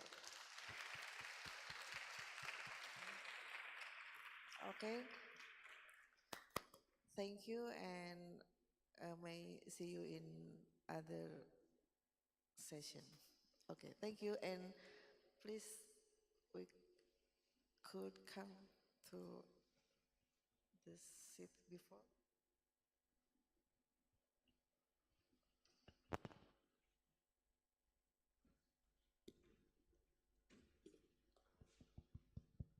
The next is the awarding of a certificate as form of appreciation and the souvenir. So Also to the all of presenters, please stay on the stage. yes, stay on the stage, and which will be given by Dr. Tatang Mitra Setia MSI, to the speaker, to the operator, and the all of the concert. Time and place are yours.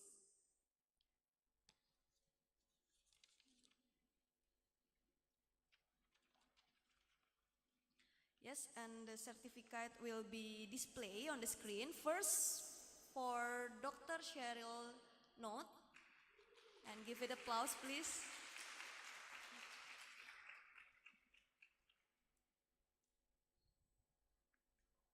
Okay.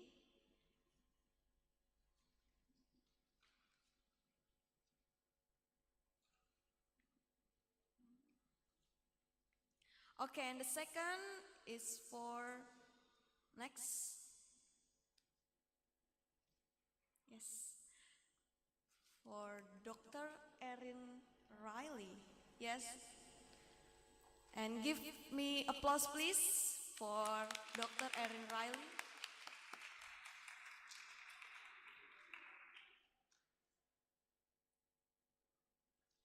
Okay, thank you. And the last one for Miss Esther Zeufra. Esther Zeufra, SSEMSE. Give me applause, please.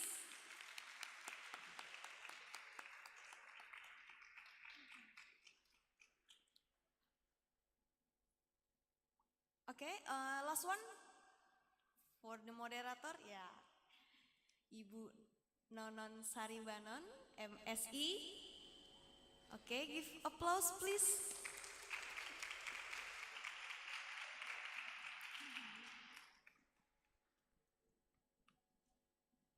Okay, and take a picture together. Yes.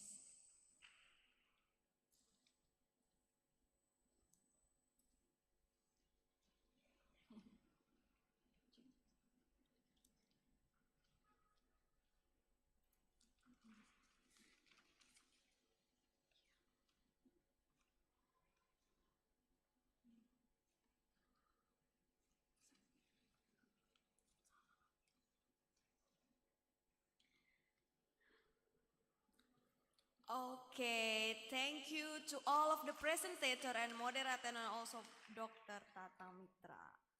Wow, very, very insightful and wonderful presentation, and also the question and the answer that are give us more and many knowledge. Yes, and we want to say thank you to all the presentator and the moderator. And now we enter the time to have a break and lunch. For that, please be able to take a break first. And don't go anywhere first, because lunch will be given by the committee to each table. So please stand by, and the committee please help us to give lunch. And expected to rejoin at 1 o'clock to continue the event. Thank you.